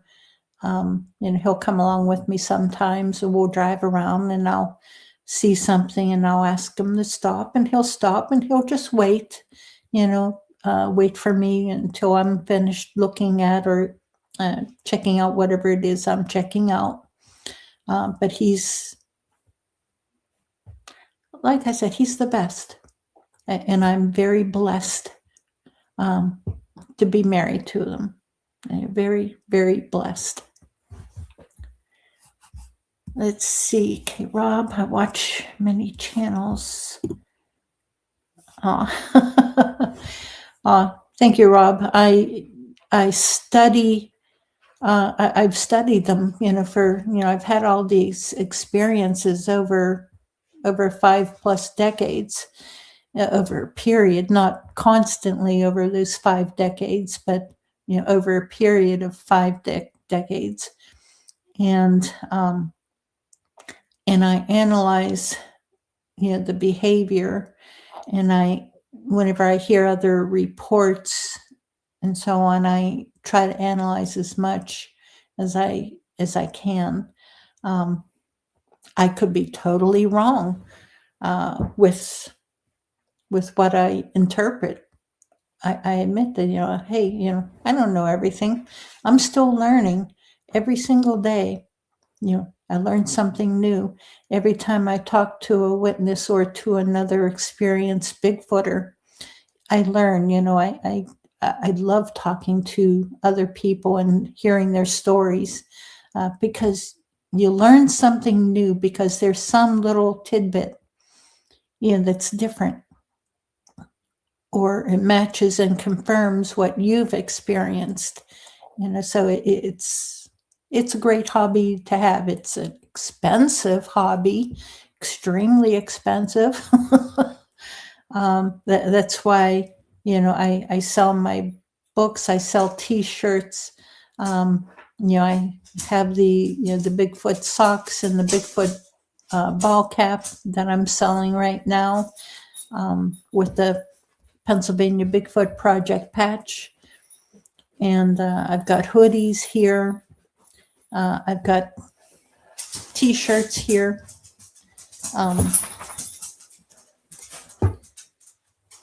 This one is, let me see, I think this is a large, size large. And along with that T-shirt, I was selling these flannel PJ bottoms. They had the Christmas design. Unfortunately, it did not sell over Christmas, so I still have the black T-shirt, size large, and the extra large size flannel PJ bottoms. And I think I was selling those for $30 together. The hoodies, they're not logo ones. I was selling those for $25 each. I've got different sizes. I'll have to look over the sizes as to what I have. But, if anyone's interested, Hey, Walter. I'm happy, Rob, that you found us. Thank you. And yeah, the shizzle. Yeah, everybody's learning and interprets things differently. Yeah, you're absolutely correct. We experience their actions, their activity, and we can each interpret that activity in a different way according to our own experience. I know friends of mine are more experienced on the ghost hunters or UFO. They cross over from ghost hunting or UFO hunting and into Bigfoot. And they interpret activity according to experiences in ghost hunting or UFOs. And so and my experience comes from my background. Yeah, I'm retired from working in, I used to work in a doctor's office. I used to work for Blue Cross and Blue Shield and another big insurance company also in the medical side. And so my experience comes from interpreting from a biological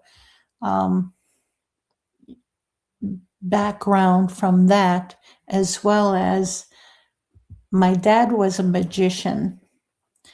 And so I know the tricks. I know the misdirection. I know that, there's activity here, that's going on that's meant to draw your attention to here. But at the same time, something else is going on over here but this is diverting your attention. In the meantime, something's going on over here. I learned that from watching the magic tricks from my dad. So I know not to put too much attention on here, but to keep an ear out and an eye out for something going on back here. Because they will. They'll divert your attention. Okay, I know I'm missing. Oh, you want the t-shirt? Oh, okay. Send me an email.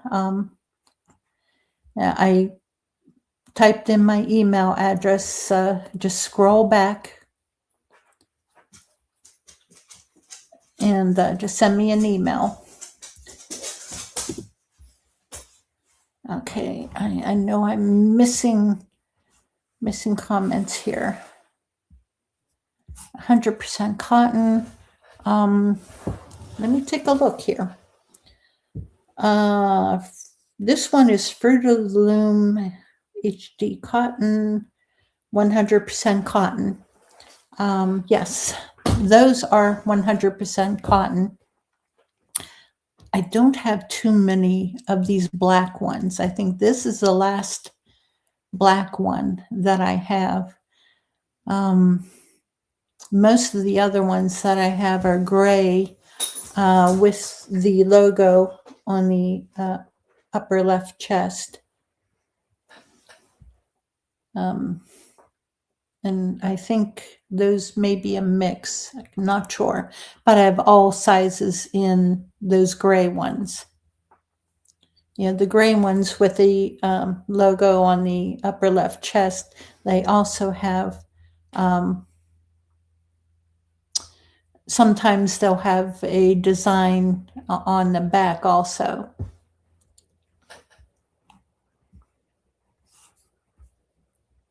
Let me scroll down here. Yeah, I appreciate everyone. Okay, Rob asks, have you ever seen orbs around Sasquatch? I have seen orbs. Are they associated with Bigfoot or Sasquatch? I don't know. It was in an active area.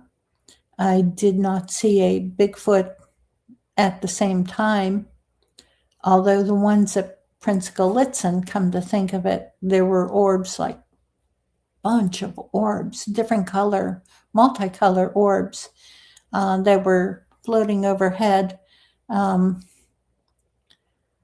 And offhand, I can't remember if that was the same time as we were getting zapped. It's possible.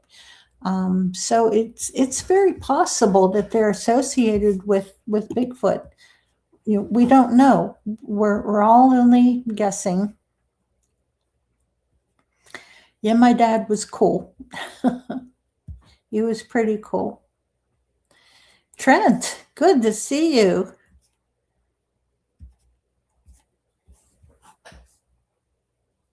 Glad to see you here. Erica, hey. Aw, I miss you guys. Okay, Verax, you like the extra large flannels? Okay. Verax, if you're on Facebook, send me a message, or else send me an email. If you scroll up, I put my email address in there, Monkey Wench, and the letter P as in Paul, B as in boy, P as in Paul, at gmail.com. Monkey Wench, no R. It's not Monkey Wrench, it's Monkey Wench.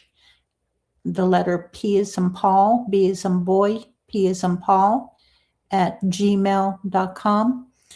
Send me an email or send me a message on Facebook Messenger, and just let me know what you want, and we'll take it from there. Okay, I appreciate it. Thank you, Erica. Trent, I have been doing well. There's some health issues going on. Talked about it here and there, on the podcast, and I post about it, on my page on Facebook. But working through it, and is what it is. Just got to work around the limitations. That's all. Erica, yeah. I won't be able to make it to the April camp out at LBL, unfortunately. Just can't afford to. I'm hoping to be able to come down sometime in the fall, maybe whenever Pat and Joe go there, just meet up with them. Hoping to. Okay, you guys, let me think. Where do you and Chad live? Are you in Ohio? I'm trying to remember who's in Ohio. Because we're having I'm going to be camping out at Salt Fork State Park, April, I think it's 23rd, 24th, 25th, the weekend, Thursday, Friday, and Saturday, at the group camp at Salt Fork State Park. That'll be along with the Sosby group. So if you can go, join us. Okay, and Mark, yeah, I'm jealous. You'll have a good time, Mark. Believe me, you will. You'll have a great time. Okay. Oh, you used to be in Ohio, Middle Tennessee now. Well, oh well. Yeah, Mark, I appreciate it. I truly do. I truly, truly do. There's other things going on that I cannot make it in April, but I will go down probably October, sometime in October, maybe September. depending on what else is going on. But by that time, I'll have things settled out and so on. But Mark, I do appreciate it. I do very much. You have no idea how much I appreciate it. Hey, hey, Robert, good to see you. You made it. Yeah, yeah. Any other questions about my adventures and so on, or whatever? You've been listening but cannot participate. Oh, well, I'm glad that you were listening. I'm glad that you were here. And I'm so glad that we've got some new people who joined us, and I do appreciate all the questions and great comments. Yeah, very much. I appreciate every single one of you. I will be speaking at a couple different venues locally here in the Elwood City, Newcastle area. Oh, excuse me, over the summer. Excuse me.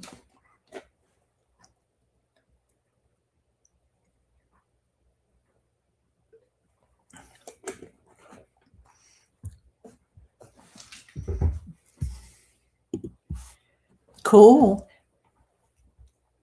Oh, that's awesome. I bet you they're having a good time. Bama Murdoch. Fantastic guy. Love him. And Bankhead, that's another area on my bucket list that I'd love to get into. But during the summertime, going south, nope. Whenever it's hot and muggy, nope. Won't do it.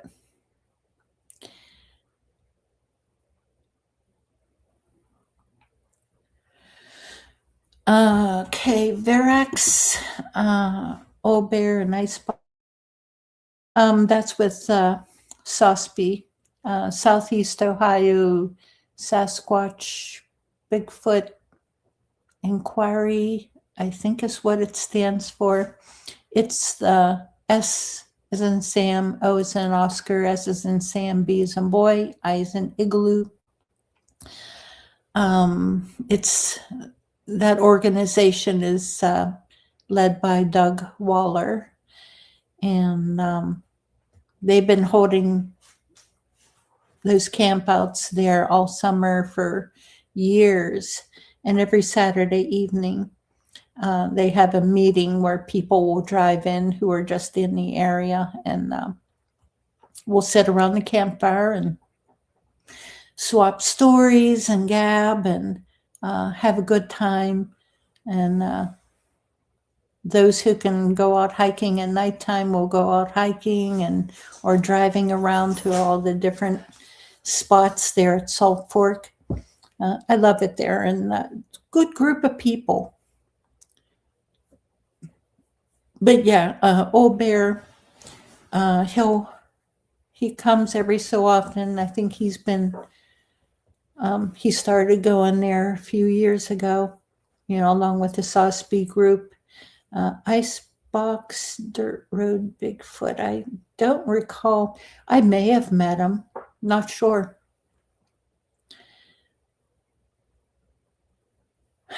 Flat Rock was on their show March 15th. Oh, cool. Very cool. Flat Rock's great. I love Flat Rock. Another good guy. Nick, greetings, people of Earth. Yeah, greetings.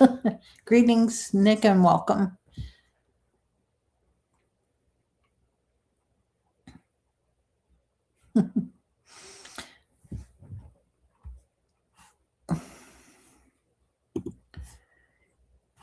Swamp dweller. Yeah, they'll hang around the swamps. Yep. friend of mine lives next to a swamp, or he has swamp on his property, and it was the last week he told me, excuse me,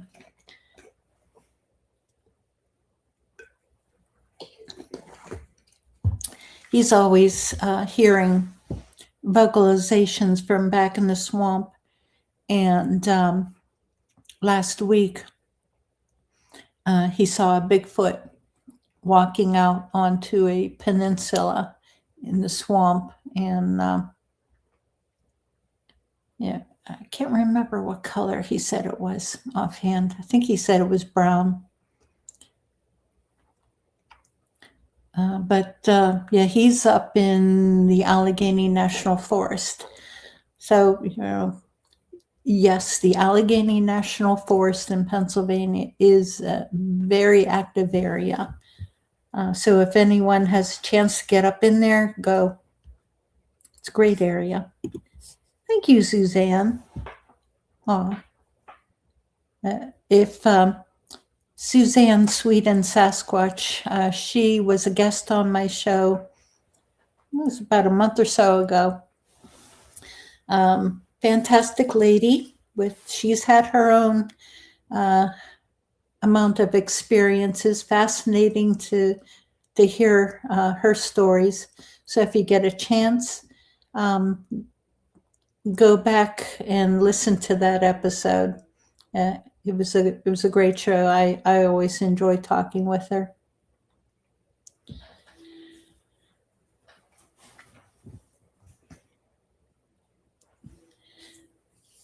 Rob, it's by chance. It truly is. You know, it always seems that, you know, whenever I am actively looking, I don't see them. It's whenever I'm not looking that they, and I don't put anything mystical in that whenever I say that. I think it's just chance. There could be something more to it. I'm always open to that portion, that paranormal portion. You know, there could be a connection between Bigfoot and UFOs. We don't know. There's stories about it, but we don't know. I've never seen Bigfoot and a UFO together. I've never seen that. I've seen UFOs. I've seen Bigfoot. I've never seen them together. I've seen orbs, but there was only one time, well, although I did not see the Bigfoot, I heard them and they were putting out infrasound. But, you know, do Bigfoot have something to do with the orbs? Don't know. You know, it's all conjecture. We don't know. Okay, do I bring protection when I camp out just in case you come across an aggressive Bigfoot? I have, yes. Not all the time. Depends on the area. And, oh, excuse me, I'm sorry. There has been, I think, honestly, only one time whenever I felt threatened enough that I let it be known that I was carrying it, even though I know that they know that we're carrying it. Like I said before, they can most likely smell the gun oil that you use to clean your gun. You know, gun oil, it has a very pungent smell to it. And most likely they can smell it, so they know you're carrying.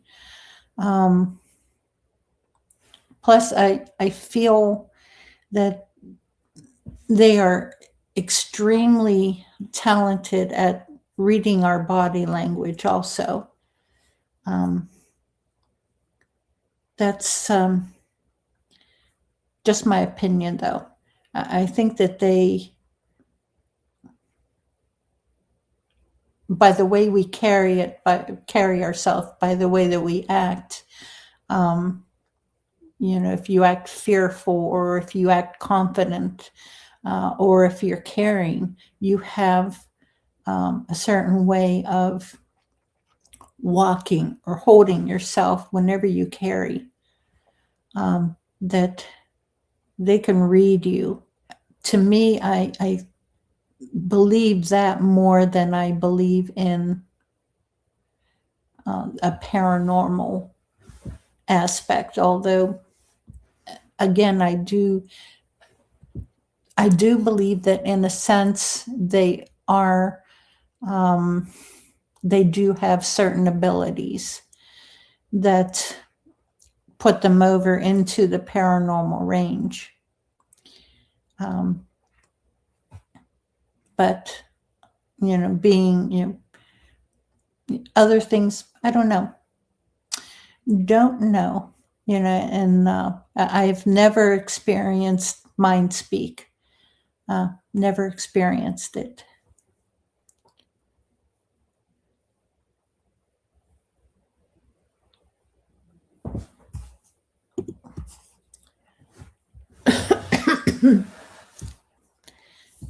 Yeah, the shizzle, yeah. I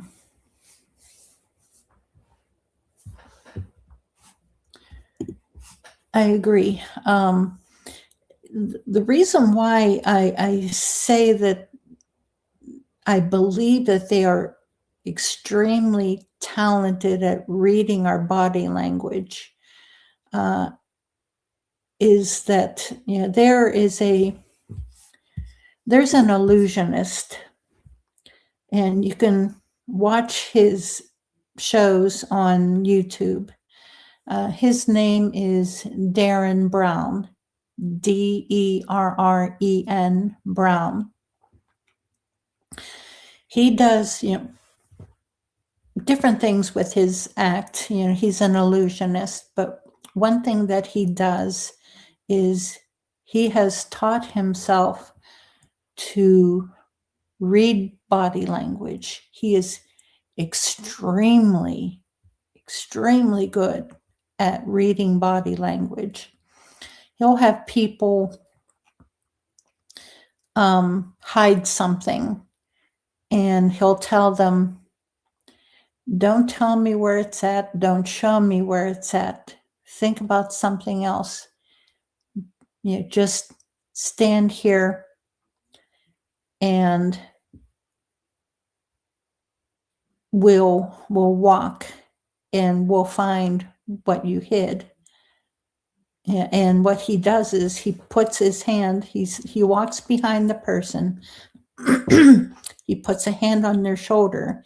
He is able to feel little muscle movements, that guide him as to where the person is hid, whatever it is that they hid. And they always take him to the hidden object.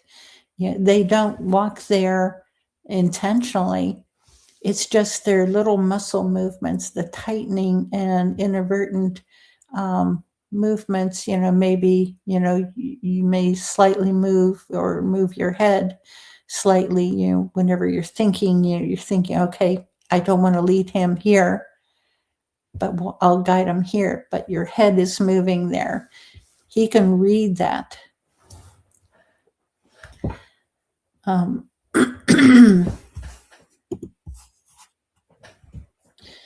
You can sense intent and read, almost communicate with animals or creatures. Do not speak your language. Yes, absolutely yes. And it's a talent. That's why,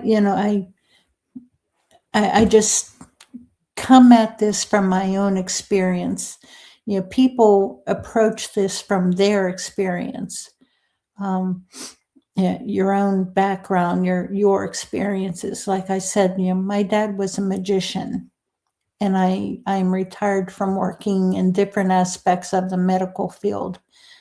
So I approach this probably in a little bit more logical manner, although I do believe in the paranormal aspect. There's just certain aspects that I don't quite, I'm doubtful of, but hey, I'm open to it. I'm open to portals or UFO, the UFO Bigfoot connection. I'm open to it, even though I haven't experienced it or seen it. I'm open to it. Yeah, you share what you learned, and I try to teach that. Respect and share, because if you share what you've learned, we all learn. We all learn, and that's in my organization logo. And the last part of my logo is have fun. Whatever you do, have fun with it, because otherwise it's too much work.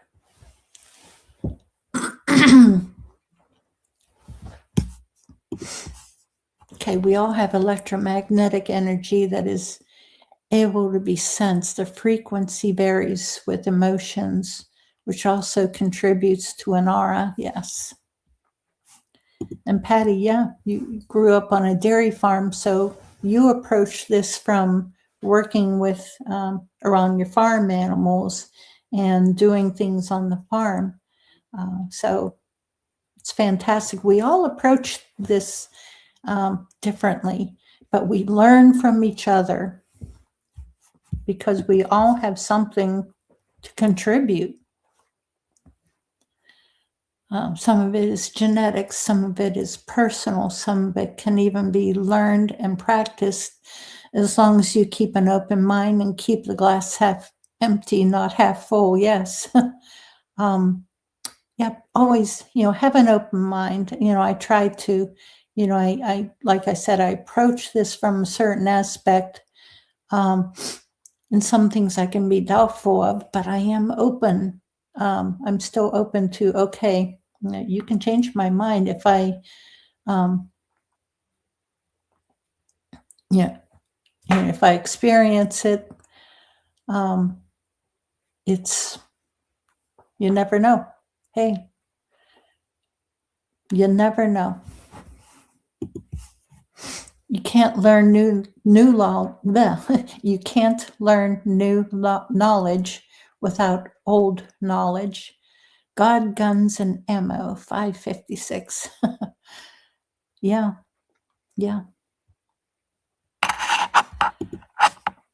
All is valuable and plausible. Yes, absolutely. Like I said, each of us has something to contribute, and no matter what you think, or may not know, you can contribute something to the knowledge pool. You've learned something that we haven't.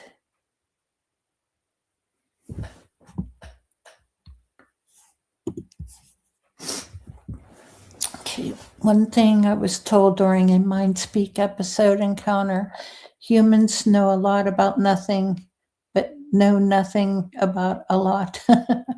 There's a direct quote from Rondo, your personal Bigfoot. Yeah. Humans know a lot about nothing, but know nothing about a lot. Yep. Yeah, it's unfortunate, but hey, we're all learning. They're learning, we're learning.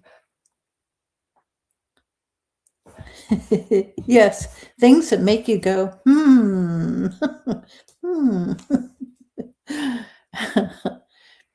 Yep, you're right.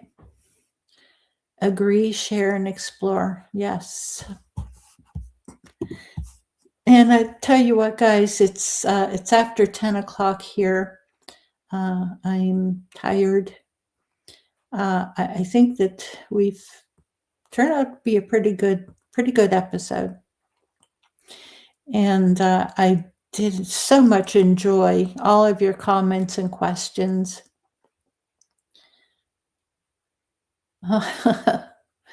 Yeah, I enjoy sharing, what experiences that I've had. It's fun, and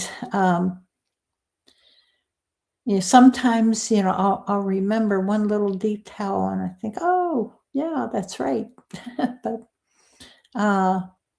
no, I enjoy it, because there's always new people who join the podcast, and they haven't heard, they probably never heard of me, and that's fine. Hey, I'm not in this to be a big name or anything.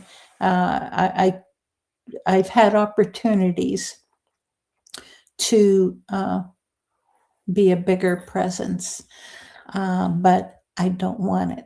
That's not what I'm in this for.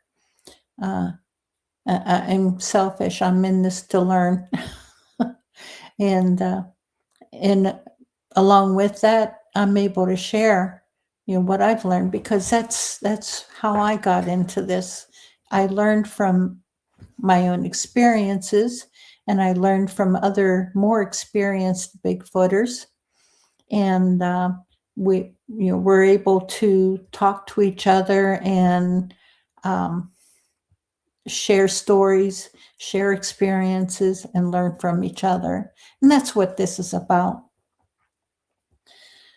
Pieces of a puzzle. Yeah. This is all pieces of a puzzle that one day will come together. Absolutely. Well, guys, I'm going to end this here. And next week, next Wednesday, I will have Forrest on. If you know Forrest, she has been on Will Jevening's Creek Devil episodes. Oh, DeSchisel, no,